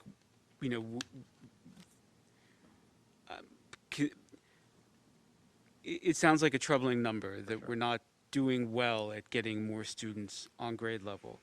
However, it seems to be on par, if not, better or a little worse than the sample group. So, to my concern about how well we're reaching the students to get them on grade level, is it really that, schools generally across the nation just, are struggling with this like this, or is there a different way to look at the data? Again, I'm not sure if I'm looking at it correctly and taking away the correct message. Perfectly candid, we have those same conversations every year. We look at our data and say, how is this possible? How is this few number of students on grade level? Then when we look at things like our English Regents in 11th grade and see how many students are passing that English Regents, again, when we start talking about breaking apart in mastery, we have to remember that this is just one indicator.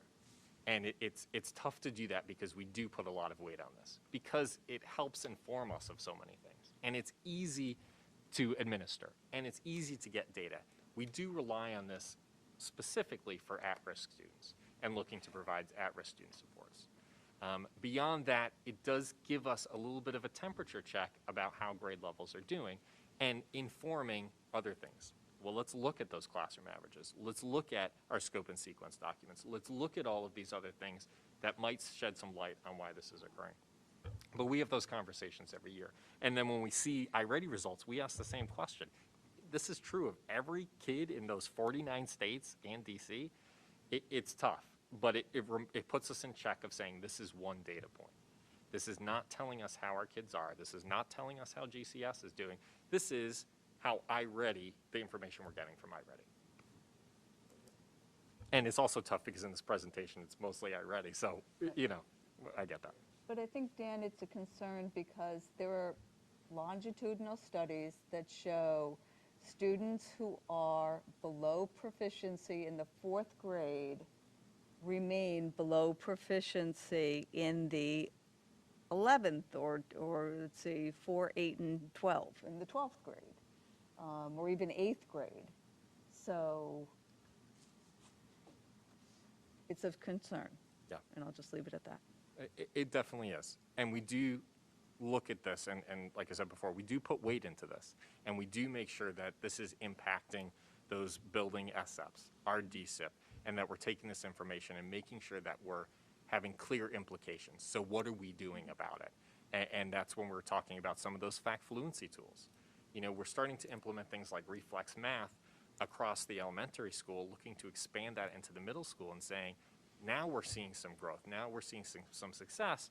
And reflex math is also telling us, okay, so now that we've built this level of fluency, now let's look at our Iready results.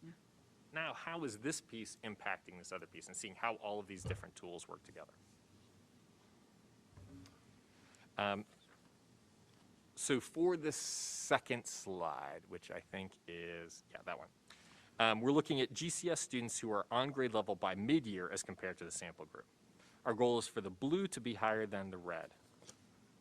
Did I just read that one? Blue to be higher than the red, which we see occurring by 7th grade and continuing through middle school. I think I did just read this one. Starting in 5th grade, we notice the gap decreasing, which continues to trend in a positive direction through 6th grade. So when we're looking at the next slide, which is students who are 2 or more levels below, this slide shows how GCS compares to the Iready sample group in having students 2 or more grade levels below by mid-year. For this example, we want blue to be lower than red. We achieved this in grades 2 and 3. And again, we notice that by 5th grade, we are on par with the Iready sample group and continue to have less students at 2 or more grade levels below than the sample.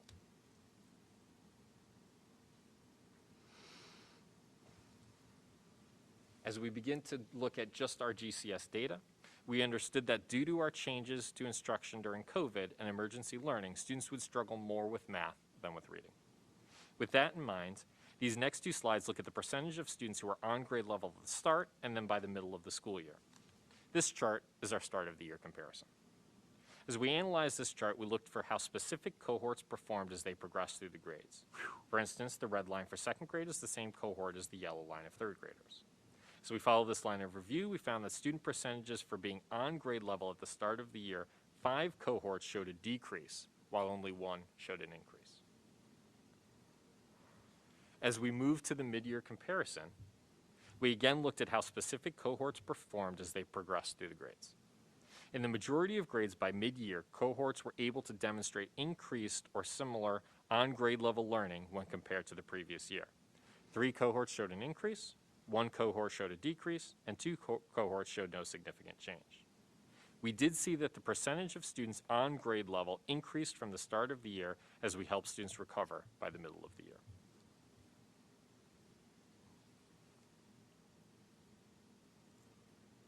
As we reflect on typical growth, this slide compares the percentage of students making typical growth, similar to the example we saw in the video. As we review by cohort, we find that we were able to accelerate learning after COVID. By mid-year, all cohorts demonstrated an increase in typical growth when compared to the previous years. Additionally, all levels were able to meet or exceed typical growth when viewed by individual grade levels.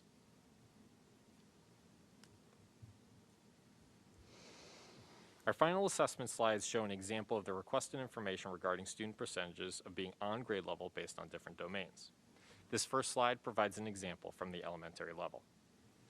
We have provided this in full for our board members, but this is an example of how we go about breaking down our data to a cohort-specific level that can be used to help review instruction and curriculum. It allows us to view a cohort who may have struggled and then how they have progressed as a unit.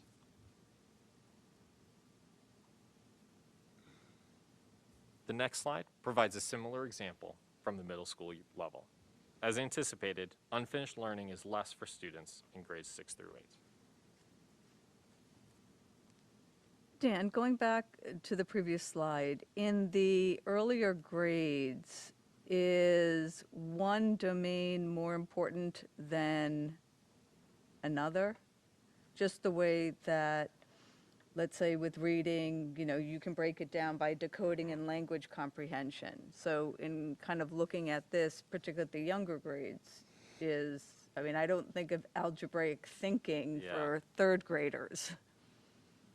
What I know about these domains is different grade levels have a larger emphasis on different levels of these domains. So different grade levels might accentuate the numbers and operations, while later grades might really focus on the algebra and algebraic thinking or the geometry. What it looks like at each grade level, I don't have, but that's something that we can look at. But what we do know is that when we really look at the Iready instructional tool, and that gives me a lot of information about how Iready actually works, what the instructional tool will show you is that it will start a student on one of these domains that they're struggling with the most.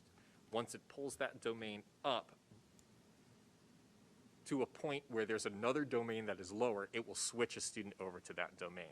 So that's an indicator that each of the 4 domains are included in each grade level, but the emphasis might be different depending on the grade level. Okay, thank you.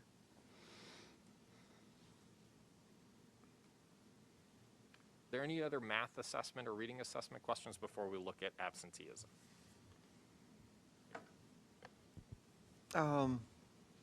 I have some questions in Sure. just general as far as the Iready data. And when I look at the data, and I understand that the gauge is percentage of student being to grade level, and that grade levels are all different. So when you go from year to year, your metric changes as far as the total comprehension. So something that was from 3rd grade builds into 4th grade and 5th grade. So I get that part. What I'm really worried about, though, is from an Iready data point of view, is whether or not we like it. I mean, and I'm kind of looking for some feedback here. Do we like the data? I mean, you've had a couple of years at it. Is it something that seems to be a good tool? And then to go with it, do you believe the data is real? And the real part being that what I saw here was percentage of student being to grade level, but to me, there wasn't anything hard because it's a percentage, and percentages just show you where you are relative to something else. And then the last question I have is on the construct of the data itself. Do you think that it's valid? And I'm hoping those are 3 yeses, and so forth. But go there first. So they are 3 yeses. And the billing principals can feel free to jump in on specific parts. In my role, the biggest benefit of Iready is for looking for those struggling learners, for identifying students who are really, really falling behind and making sure that we're putting AIS supports in place to help those students catch up. So when we go through our process, we change how we look at this and really look at national norms. And we start by looking at students between the 1st and 25th percentile. These are kids who are really struggling learners. And we pull out those kids, and we have a long list of names, and then we can start digging down to those multiple sources. So if we're looking at the Iready data for those kids 25% and below, what's their FMP score? What is their classroom assessment scores? Okay, this kid is really struggling. We need to provide them some specific targeted support. What Iready will also provide us is 2 potential ways that we can help support them. It gives us instructional information.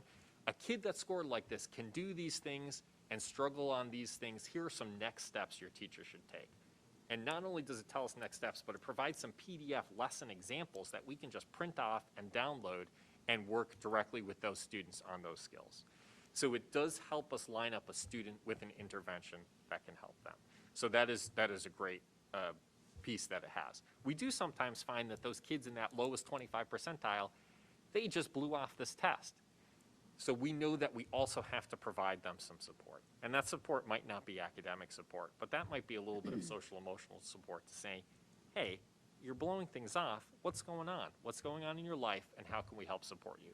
Maybe they end up in AIS support for organization, something where they don't feel confidence and don't feel like they want to succeed, and then we can target support for them as well. So for me, in my position, the biggest help from Iready is really figuring out who is in need of help, and also giving us a progress monitoring tool to help follow them to see that they are making progress. The other thing it provides us is some online instruction as well. This has been much more useful this past year, where maybe a student was working remotely and they watched this math lesson, and said, I just don't get it. The teacher can then find the instructional module that connects to that lesson and push that out to that student. You didn't get it when I explained it to you? Here's another way of viewing this. Similar to Khan Academy, a little bit more engaging and maybe age appropriate, where they watch this video explaining the same skill, giving them a couple practice questions. So it does also provide us with another way to differentiate our instruction. So yes, it has been a useful tool. Are there some problems with it? Sure, it takes a little bit of time to actually administer. It goes over 2 days. We would love it for it to be even quicker than that. But when it goes over 2 days, sometimes 3 days for some students, and if a student is absent a day, it does take a while for us to get all of this data together. But other than that, it provides us information quickly, and for how we are using it, the information is useful. Okay, and as a. The other piece, I would just like to add to what Dan was saying, because as Dan saying that he's, most keenly interested in the relationship between the data and the individual, especially at our most at-risk kids. There's also something else that this is really useful for, which is looking at, the Iready tests are looking at a chunk of curriculum as experienced in a typical year. And when we look at those standard scores and we talk about the growth points for each student, it also tells us about our curriculum and our instruction. One, it tells us that if our kids are making errors on certain kinds of problems, just like the New York State assessment, we might not love everything about those assessments, but they can teach us a lot about our curriculum and where we want to make revisions. And so we might see that we want to spend more time on a particular area within the curriculum that our kids seem to struggle. Even our more able students, if they are struggling in an area, we have to ask ourselves a set of questions about why they are struggling with this particular area. But it also tells us if we see that perhaps, if you're a third grade teacher, the chapter at the end of the book, when you start running out of time, you start worrying about, are we going to cover all the content in that particular chapter? And so that can show up on an assessment like this one, especially when we get to the end of the year. And so it tells us that we may need to refine some of our pacing as well.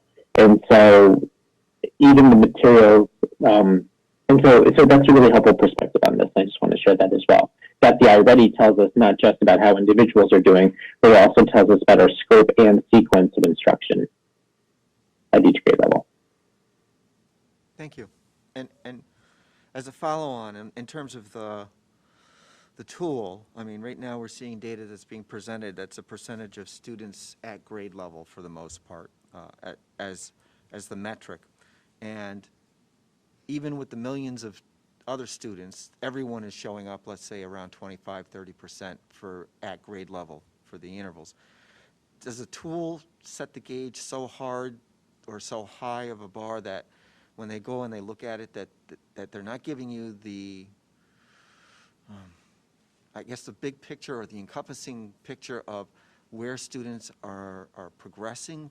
I mean, are they trying to make it so granular that everybody looks poor versus the students being at 50% grade level? I think that's a risk, but I also think that that's an opportunity of why, or that's the reason that we use multiple data sets. And so when we look at the Iready, especially like within the grades that have the state assessments, and also regular, like for example, every single grade in the elementary school is now using common assessments. So that if you're a first grade student, every first grade teacher is using the same chapter test that we all agree to how we're administering them, how we're scoring them, and how we're interpreting them.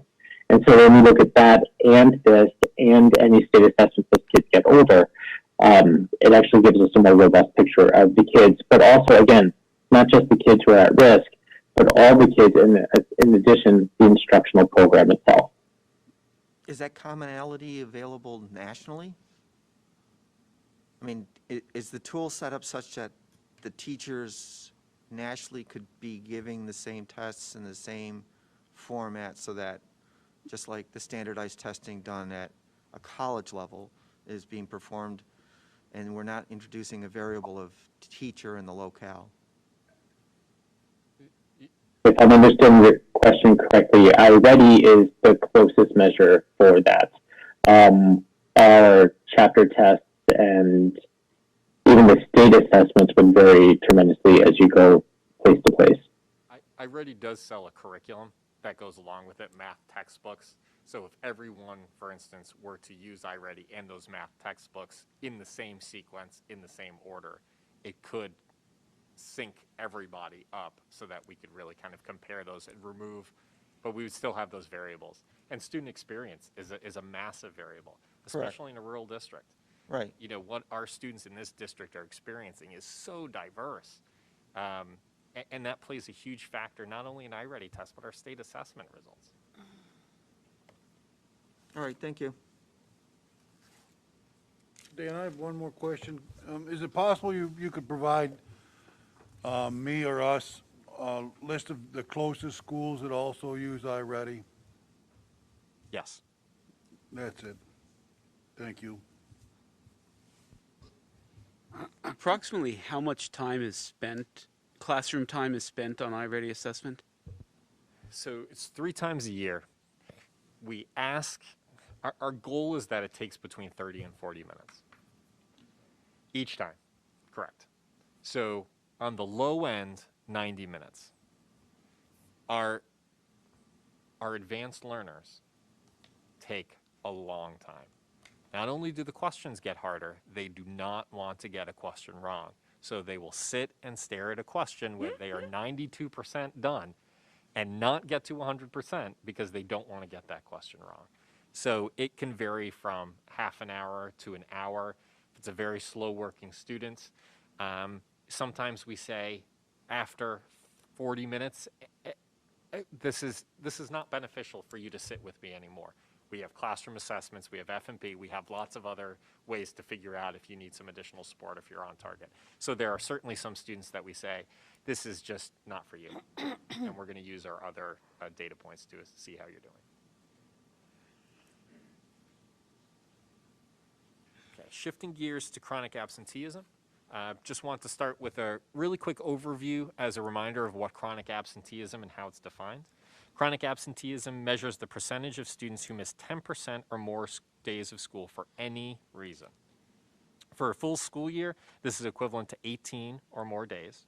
This is a rolling figure we use to identify at-risk students throughout the year. At any moment in time, we can look at a student who has missed 10% or more of the school year to identify that student for an intervention. This figure includes both excused and unexcused absences. The changes to the modes of learning that had to be adapted due to COVID has provided an additional hurdle, that of capturing the total number of missed individual classes.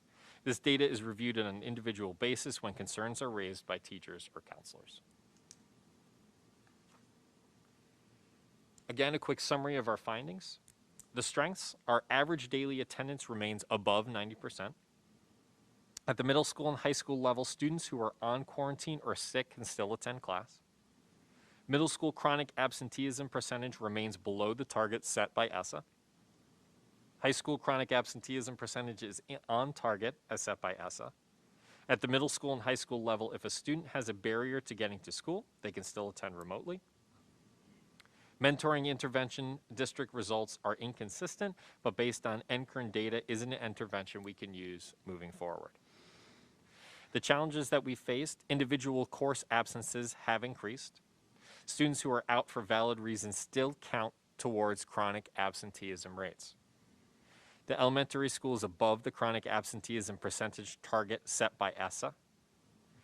We have a very consequence-driven process in regards to attendance. And outside supports only extend to compulsory age of 16. Dan, Yes. tell me why students who are out for valid reasons still count. Why is that a challenge? Because if a student is truly sick and the parent writes a note that says my student is truly sick, they are still missing instruction. And even though they are truly sick, they still count towards those chronic absenteeism numbers. That's our measurement or the state's measurement? State's measurement. Oh, okay. Okay, yeah, got it. So the implications, we're going to continue to review interventions to put in place to decrease our end-of-year chronic absenteeism numbers. We still have time. When we're reviewing this data, please understand that is 10% based on where we are currently at. We still have time to change some of those numbers. We're looking to increase the capacity of our mentoring intervention moving forward. This year was our pilot year. We're looking to make sure that it's a much more robust program. Our internal use of excused versus unexcused absences should impact how we intervene in each. It's really important to remember that if we're seeing unexcused absences, we're intervening in one way, potentially more consequence-driven, where it's excused absences, we're able to help support the student in those barriers. And identifying additional proactive means to support regular attendance, things like recognition, contests, making sure that data is available to students so that they can see and understand why attendance matters.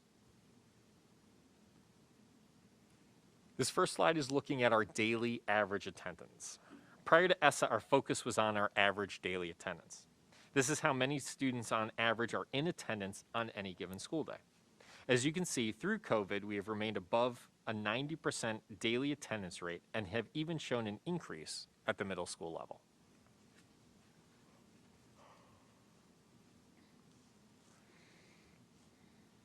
In this next slide, as we consider our ESSA targets, we're also looking to see how our chronic absenteeism issue has been impacted during COVID learning. As you can see, we have significant increases at the elementary level that are connected to the style of learning that we offer. Our middle school remains below our ESSA target at this point in the year, and our high school is hovering right around that target at this point in the year. Again, we are looking to provide specific interventions to reduce these numbers prior to the end of the year.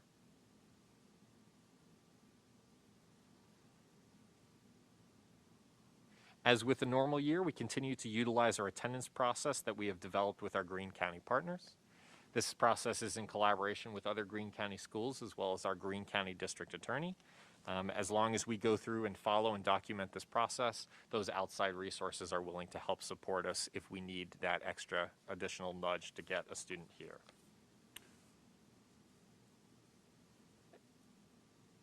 And if we go to... I have a question, Dan. For sure, yeah. Attendance is taken through school tool Correct. at the beginning of the period. So a kid can be remote, log in, say hi, basically put a picture up, and they're gone. It still counts as attendance, correct? Theoretically, yes. Again, this is why our district is so great, because our teachers look at each individual student and say, how can I help this student? When a teacher sees that happening at our weekly RTI meetings, the teacher will say, this is a concern I'm seeing. Any of his other teachers seeing that concern? When they are, we can have a combined conversation of saying, we need to reach out to this family to help support this student. Some teachers have decided to say, if I have a student that does that, and throughout the period, I say, hey, Johnny, are you with me? And there's no response. And then later on in the period, say again, hey, Johnny, I just want to see if you're there with me, and get no response. They will send an email at the end of the period to the student and their parent saying, you have been marked absent for this class because you did not respond to me when I prompted you. I wanted to make you aware because if you have any concerns to share with me, reach out because I'm reaching out to you. So this is a process that some of our teachers have taken to help kind of navigate this. Yes, we have to mark them, we're marking them as present, but they are not showing that they're engaged during the period. So we are reaching out to the family and saying, here's, if you notice that your kid has been marked absent, here's the reason why. Parent, kid, reach out to me. Let's start talking so that we can fix this problem. Can't that be fixed by, maybe it's not in our attendance policy that if they're, or maybe it needs to be addressed, if they're remote, they need to have their face on the screen. Is that legal? This has been a conversation, and Matt, feel free. This has been, part of the bane of our existence for this year.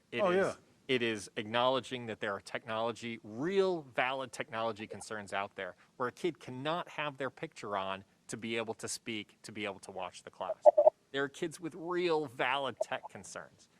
To differentiate between those kids with real valid concerns and those kids who are gaming the system is very difficult, especially when parents will support their student in saying, no, I checked over their shoulder. They're having this real tech concern. So we begin to go through the process, reaching out to IT reaching out to the family bringing the device in, us checking the device, returning the device. Throughout all of this, potentially continuing to miss instruction. So it's just this long process of navigating what is a valid concern and what is not. Really what we've leaned on is communication between teachers and families. If you are seeing a concern with a student, they're not showing up and they're not engaging, they're not completing their work, reach out to the family. We have RTI charts that show every step of communication from the teacher to the counselor to the administrator to outside support, and we track each of those conversations because towards the end of the year when we start talking about summer school with some of our students, we want to make sure that we can lean on the vast amount of communication that we've done to try to prevent this from happening. Okay. It's Also, Dan, if I could just hop in real quick. I mean, some of the students have really expressed that they're very uncomfortable talking through Google Meets versus in the classroom. And the teachers, like when they're here on their hybrid day in the classroom, they're constantly answering questions. And I'm not quite sure what the difference is in terms of the meets, but that's definitely some of the struggles. Some teachers have gone to, students if they will communicate through the chat. Teachers are reading the chats and then expressing it to the classroom. So, they're trying to work with some of the students in terms of their comfort levels. But it has been a little bit of a challenge this year with that. Well, actually, Brian, that's a great point. And Dan, if we could forecast forward and knew what September, October, November next year is going to look like, and then during the summer, if you look at our attendance issues as a general discussion, would you be making recommendations to address this, or are you fine with how it's functioning? So buildings, the middle school and the high school have worked really hard to identify those students who are not making it in remote learning or hybrid learning and getting those students here. There are some students who really struggle with this mode of learning. And for us to convince both that student in some cases and their family that this is the best place for them can be very challenging. Some students have thrived in remote learning and they've really embraced this experience. So again, it's really us looking at a student by student basis and making these recommendations of saying, based on your performance this year, we need you in person. And others of saying, you can do it remote learning. And if we have space, can we bring you in? That would be the ideal. It really is a student by student and family by family basis that we're looking at, and that's really the conversations that we're having. All right. Dave, I do think, Dave, I'd also say that the teachers have been worked on other ways of engaging students too, by doing a quiz in the middle of the class, or a do now, not at the beginning of the class, but in the middle of the class, that then is graded so that they are getting participation points from those students. And also that draws them in to determine whether or not they're engaged. And that also, as Brian mentioned, using the chat is also a feature that the teachers have gauged the amount of engagement from those students. It is a case-by-case basis. Some teachers have also gone to the point of, instead of just having your face on the screen like all of us are, the tops of the student heads. That's a very popular way of students doing it, where they don't feel comfortable just having their face on a screen for 40 minutes with other students staring at them. So there have been creative ways for teachers to keep their students engaged and for students to continue to learn in their rooms.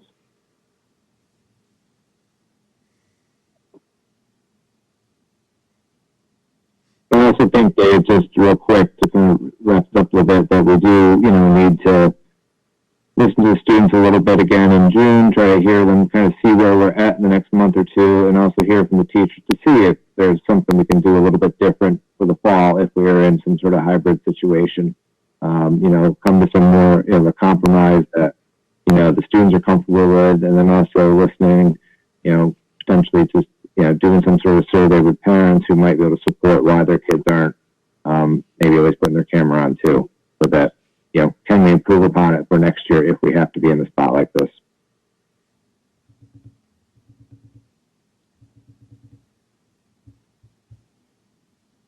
Are there any other attendance-based questions or questions about the other data? Okay. Again, just want to stress one more time that we looked at one piece of academic and one piece of demographic data. This does not take into account the multiple other measures that we use to help identify how our students are doing. But Dan, would you say that directionally it seems to suggest that it's not out of line? It definitely points at challenges that we need to face and we need to address. Okay, fair. Again, on the next slide, it's really just kind of wrapping up that as we work on continuous school improvement, we do take this information, Tracy, like you were pointing out, to help us navigate and to help us plot a direction. The three areas of academic, demographic, and cultural perception data, we continue to find different ways to address these challenges. We look at curriculum mapping, embedded PD, building consistency, reviewing programs and pathways to help us continually improve our academic work. For demographic work, we continue to update our attendance policy using things like robocalls, nudge letters for late arrivals. We partner with the Rural Schools Network and continue to use the mentor intervention and student surveys to identify contributing factors. And we try to identify and understand minor and major infractions of what they are telling us about our community needs. Finally, for our cultural and perception information, we continue to stress our character education practices, utilize a perception survey, continuous communication, and parent forums to help us stay connected with our community. Thank you for your time tonight. Thank you, Dan. Thank you. Thank you.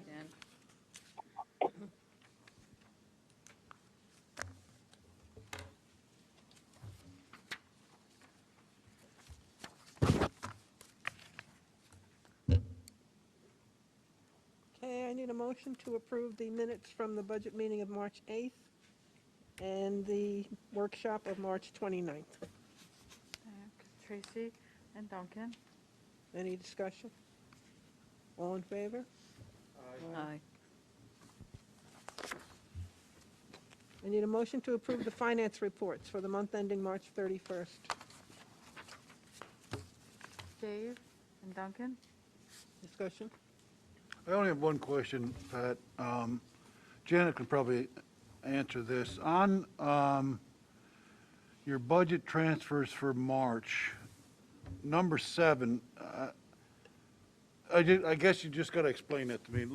Looks like money came in and then from some outside source and then it, I don't understand the to and from.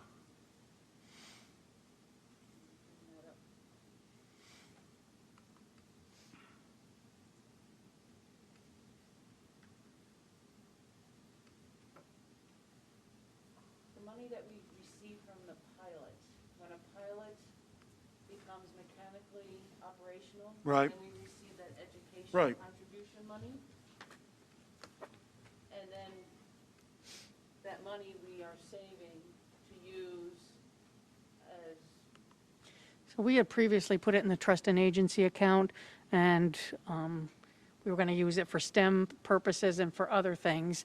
The auditors said it's not appropriate to put it in the trust and agency, that you needed it in the general account. Okay. So we actually had a purchase order to carry it over, so I didn't want to just spend it without the real purpose of the intention behind that money.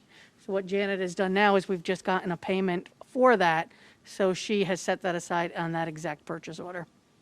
All right. I actually was debating whether that should just increase the budget and bring it in as the revenue, was my question. But how Janet did it is she just captured that same amount of money and put it on the purchase order so that we know we have it. And that's something we need to discuss is, how are we going to spend and allow that money to be spent?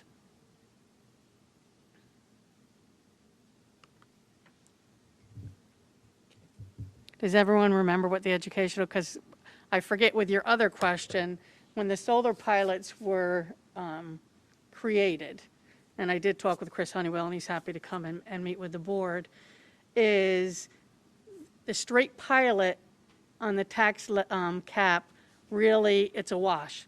We get it as a solar pilot, you don't get it in the taxes. So it just evens out. So whatever that comes in gets subtracted off the levy. So what we had negotiated in top of that, it would be nice to have something that the district could use for the benefit of students. So they did what's called an educational foundation where they upfront, so we took a little less in the pilot so that we had upfront monies. And now we've collected it from, I think, 5 of our pilots. Do you know exactly how much it is? Close to 200? Okay, so that is what we've captured from these pilots that we've set aside, that we really want to put some guidelines around, some requests that we could use for curriculum purposes, for STEM purposes. but that's how we've built up that money. Where'd we house that money? What account? You, In the appropriations, the general appropriation status report, you'll see it under the 2110 400 codes. And then we make a purchase order to hold that money until we're ready to spend it. So this way it doesn't disappear. I mean, the auditors wanted it to just go into fund balance last year, and I said, no, that's not the purpose. That we did, created these You got it agreements. earmarked. Yes, it was earmarked for purposes, and, so this is how they agreed to allow us to carry it forward. You will see it, the $252,800 in the encumbered column on page 8 of the appropriation status report. Yeah. But that begs a bigger question. I don't know if you want to get into it now or, how are we going to market it or publicize that we have those funds, and if someone had a dream project, they could draw on it. That is something that we have to discuss. I've mentioned it a couple of times to Todd, so that is something we'll bring forth to the board. Thank you, Janet. Okay, need it. All in favor? Got a vote. All in favor? Aye. I need a motion to accept the Committee on Special Education recommendations.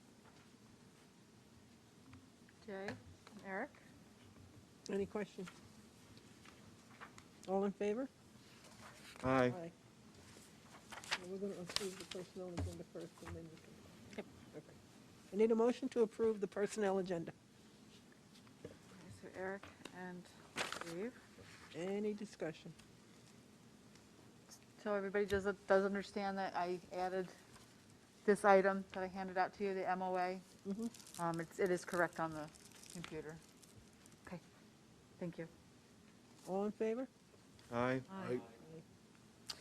I just want to take a quick moment and really congratulate our tenure appointees that were on the agenda. We do usually in June, and we definitely will in June, allow the principals time to really share something about each one. The tenure actually takes effect then, but I do want to recognize their appointment tonight. They are all great employees, and we're thankful that we have them here at Greenville.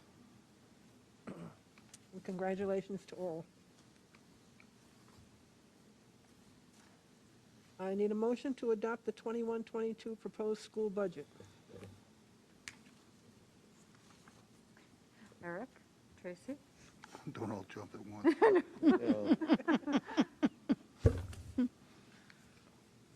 We've already discussed it, so all in favor? Aye. Aye. Okay, thank you. I need a motion to approve the real property tax report card for 21-22 for submission to the State Education Department. Eric and Jay, thank you. Question? All in favor? Aye. I need a motion to approve the corrective action plan related to the federal awards finding for 2021 child nutrition cluster, compliance requirement eligibility. Okay, Eric, second? Tracy, thank you. All in favor? Aye. I need a motion to approve First Amendment to payment in lieu of taxes for solar energy systems between the Greenville Central School District and Costanza Solar LLC to amend a pilot, the terms. Okay, Eric, second? Duncan? Any other questions? Just a comment. I mean, as you alluded to earlier, Tammy, I had some questions about it. I just missed the earlier update. I get it. I'm fine with the, amendment we're voting on now, but I would appreciate the discussion with Chris Honeywell because as I mentioned, I do have some questions at least about the pilots and I guess if there can be more flexibility or opportunity in them, moving forward. So thank you for, I spoke with him today because he was at the district for a superintendent's hearing, so he's happy to come. It's been a couple years, so obviously there's a couple new board members, so I think there's value in having him explain how we created these pilots. Okay, thank you. You're welcome. We need to vote. All in favor? Aye.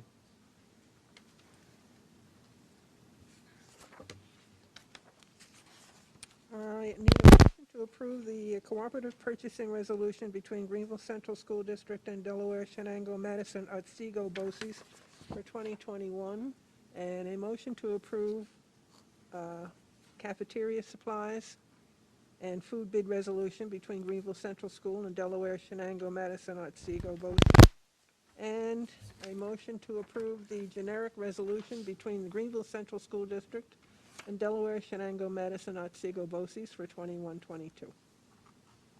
Tracy Duncan? Any discussion on those? Question, these are just agreements between Greenville and these other BOCES. Is there kind of similar action, coordinated action with other districts and this BOCES? Or Usually just deal with these, correct? These are specific because they do bidding for us. So these are they give us these resolutions that need to be approved annually. They take care of buildings for, bidding for our buildings and grounds, supplies for our mechanics, as well as food service. So this just gives us the authority to allow them to do the bids for us. And of course, they're doing a grand scale with a lot of other districts at the same time.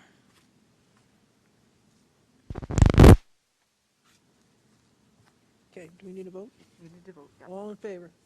Aye. I need a motion to approve the revised agreement between Greenville Central School District and SCI Design Group Architects for the 2021, 21-22, 22-23 in the amount of $20,000. Tracy and Eric, thank you. Any questions? All in favor? Aye. Aye. I need a motion to approve the updated policy for data security and privacy. If we don't have questions on these, can we go right down through and do all of the Yep. policies through 7.18? Okay, then we'll do, Is everybody okay with that? Okay, good. I need to approve the updated policy 6120, sexual harassment. Updated policy 1120, board policy development. Policy number 5220, notice of breach of security. And policy number 6122, student sexual harassment. Okay, Tracy and Eric? Any other questions? All in favor? Aye. Aye. Okay, I have 3 donations. I'm going to read. We have the wait. 7.19. Oh, the school calendar, I'm sorry. Okay. Motion to approve the revised 2021 school calendar. Okay, Jay and Eric, thank you. Questions? All in favor? Aye. Okay, now we'll get to donations. Accept the donation to the Greenville School District in the amount of $52.94 to purchase drawstring bags and affirmation cards. To accept a donation to the Greenville Central School District from Power Distributors for our technology courses at the high school. And accept a donation to the Greenville Central School District from Next Generation Immersions through Allison Miller for items to be used in our grades 6 through 12 science courses. Okay, Dave, I need a second. Tracy, thank you. Any questions about those?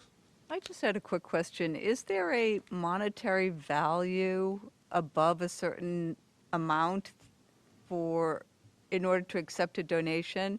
I mean, I'm very happy that the PTSA is donating, but $52. So I guess that's where I'm.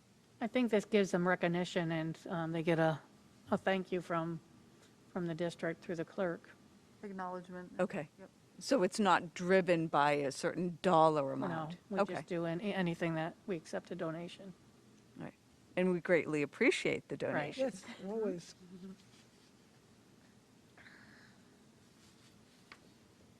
So did we get a vote? We need to vote. All in favor? Aye. Aye. Okay, discussion items. The 21-22 school district calendar. I don't know if I have any questions. Labor Day is late this year, so we start with the superintendent's hearing on the 7th, or superintendent's conference day on the 7th, and students start on the 8th. And we finish June 24th to get our required days in. So it's pretty standard. And we do follow Questar's calendar as much as we can so that we're in alignment, especially with CTE programs and other programs that they support. And we'll have you adopt it next month. Okay, a draft of the school improvement and district goals, 21-22 development calendar. Okay, so this continues where we left off at the board workshop. We had started working on this. I got it right here. Do you have a copy? I somehow have two here. I have an extra one. I have one for him if he can. Okay. So after we left that, we had started the draft, and we had talked about that we wanted to go back to cabinet and start reviewing it with them to make sure they felt that the dates were something that could be sustained. So what we actually did with their input is we backed it up. We have that a second meeting in June. It's usually just a short meeting to do in a year-end approvals of anything to close the school year. So they would like to actually start on June 28th. So we would take advantage of that date, and it would be an end-of-the-year report for 2021 presented, and it would include the building profiles and evidence of completion of our 2021 District Comprehensive Improvement Plan and the School Comprehensive Education Plan. So we would do that on June 28th. That time, the administrator team would share preliminary priorities for 21-22, looking for some feedback from the board, some initial feedback there. That will set us up for starting right away in July. The administrators and the building level teams will review data and previous year's goals, priorities, and action plans, and they'll recommend district priorities for the upcoming year. We will then bring that information to the July 12th board meeting and share draft district goals, priorities, and discussions. Getting additional feedback from the board at that time, July 13th through the 14th, the admin team will further develop the district goals and priorities, as well as completing the district comprehensive plan to be submitted to SED. So that's what will happen in July. In August, that is when we would bring the district goals and the plan for approval for the board. As needed, the BLTs then will continue to work on their specific building plans. And now, because we started in June, that frees up the second August meeting, and we felt that maybe we had talked about board-specific goals being discussed in September. This way, we could have those occur in August. And September comes, we review our district goals at our first day, my superintendent's conference day. October, we would have the BLTs present to the board. Then in November, we had talked about, so these really haven't changed from what the board reviewed. The quantitative and qualitative measures, we will put that in a progress monitoring chart. In January, we internally will do a mid-year progress check to evaluate and adjust plans. The BLTs and the district level team will review progress, and the admin teams to report to the board in February. And then it will all start again in June. So I have a district level team meeting this week. I want to share this with them for what does that, the district level team, what role do they have in all of this? They should be part of reviewing this improvement and part of the recommendations to it. So, but this is so there'll probably be a change where we add the district level team having responsibilities in this calendar. Other than that, any questions, comments? We would be asking the board to officially approve it next month. I mean, we still have time if we need to. go into June, but this sets us up to at least start what we really wanted to do with the board, and then we will evaluate it as we continue to see what we're hitting, what we're not, and what changes we would make. Thoughts, questions? If not, we'll look probably for your approval next month.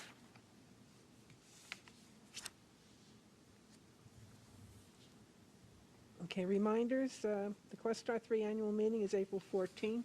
It's going to be a Zoom conference. Questar 3 Business and BOCES annual election and vote. That's a Google Meet that takes place April 20th at 5 o'clock and lasts about 5 minutes. Right?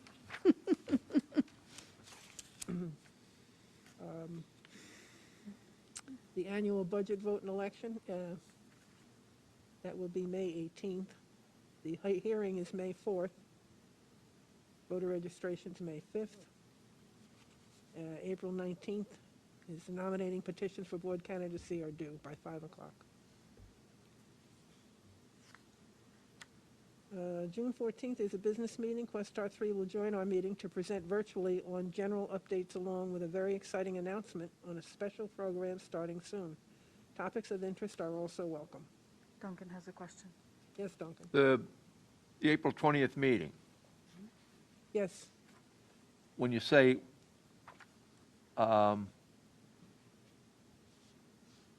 Google Meet, is that just us? Yes, just for Yeah, board members. that's just us, right? So we're not going to meet at the district office, we just do it by a dial-in meet? Probably, right? Yeah, because if we have 6 Yeah. people in that room, it's really Yeah. tight. So we just figured it just would be easier by a Google Meet. And All right, everybody so can you'll just put it log on the to calendar phone. and we'll just link in from the And calendar. you should already have an invitation for it. Pardon me? You should already have an invitation for it in your calendar. I'll probably do, I'll okay, double check it. I'll double check it for in the morning. okay. Okay. The second reading for the update to policy 6240, drug, tobacco, and alcohol abuse. Second reading for the update to policy 6270, student organizations. Second reading for update to 6280, student publications. And a second reading to policy number 9010, gender neutral bathrooms. So then they will be voted on next meeting? Yes. Yes. Any items for discussion at a future meeting from anyone? We definitely will begin discussing, so late Friday, the state sent out new guidelines. A lot of it is just reiterating their initial guidelines, but then about bringing kids as close as 3 feet and what we would need to do. It will definitely require engaging stakeholders, parents, as well as faculty and staff. So tomorrow's cabinet, we will discussing that in full force and starting to work towards that plan of bringing more students back. So we will definitely be talking about that a lot. It's not going to be something we can just quickly flip a switch. So it's going to be planned out and thought out. Tammy, have you heard of anything such that the option for remote learning is going to go away? I have, From the state? that has been totally silent. Okay. So I do not know. Because then, if that, I guess we don't hear, we have to assume that it's going to continue, and then you would want to take a survey to see how many kids are going to be where? Right, we will definitely do a new survey, just gauging differences with 3 feet and what that would mean. But then we would be, Okay. you know, I would like to do some changes before the end of this school year to Right. get students, as well as faculty and staff, Bless you. Thank you. back into a little bit more normal. But we will have to, you know, follow everything that we need to do and make sure what we can do.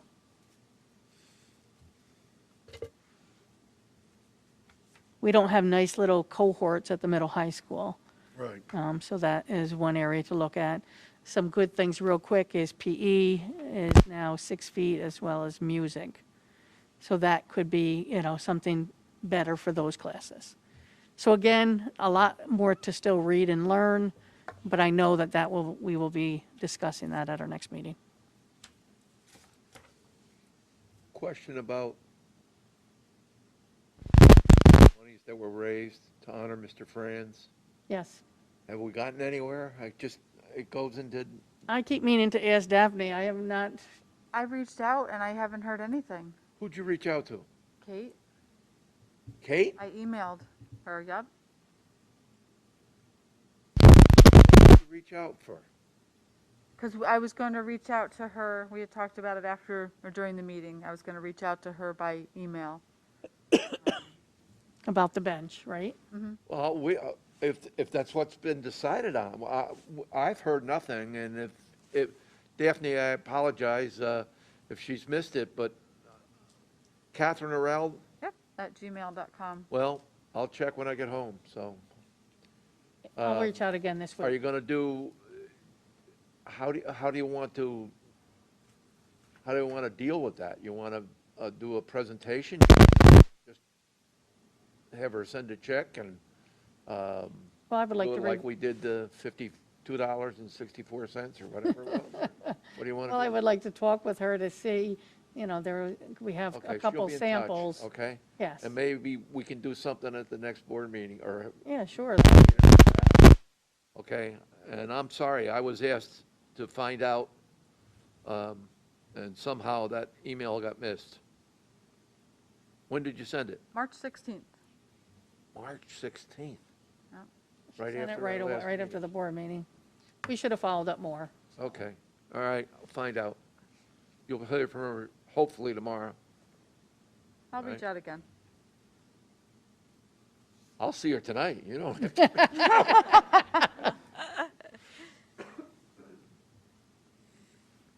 Okay, any other suggestions, or? No? Okay, the closing open forum.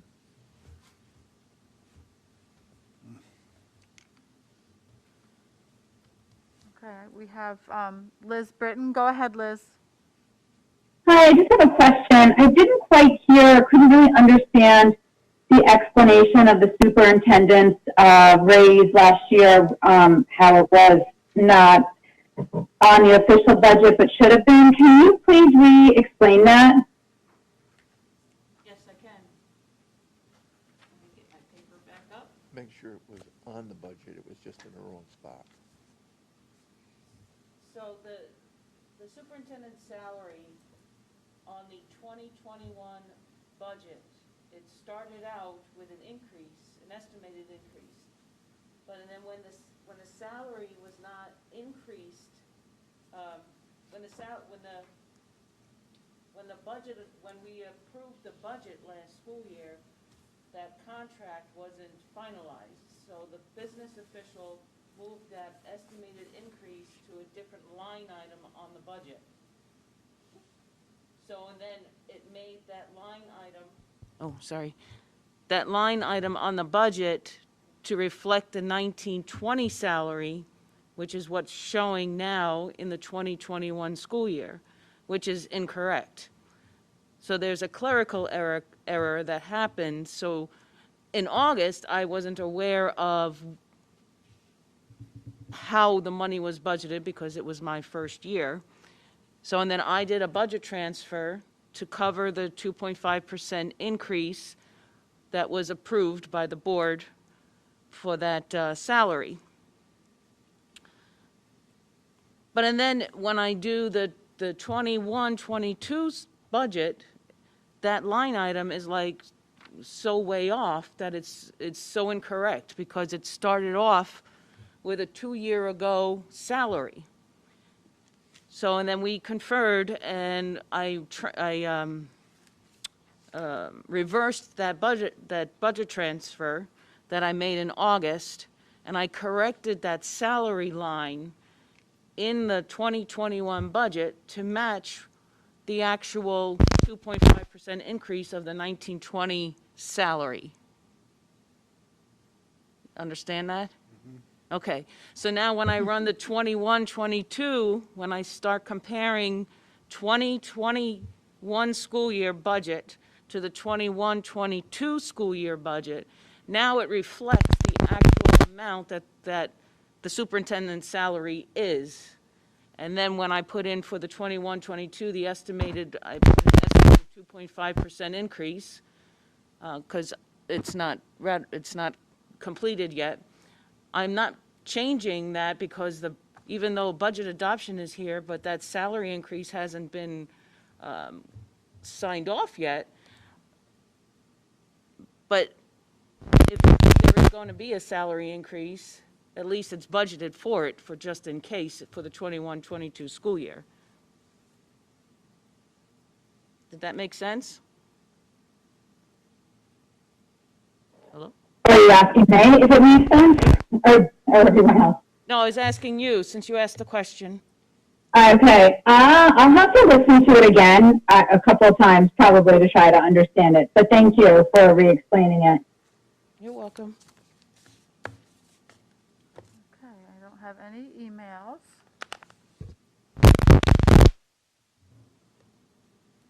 Nothing else on Google Meet? Anything on YouTube? No? Okay.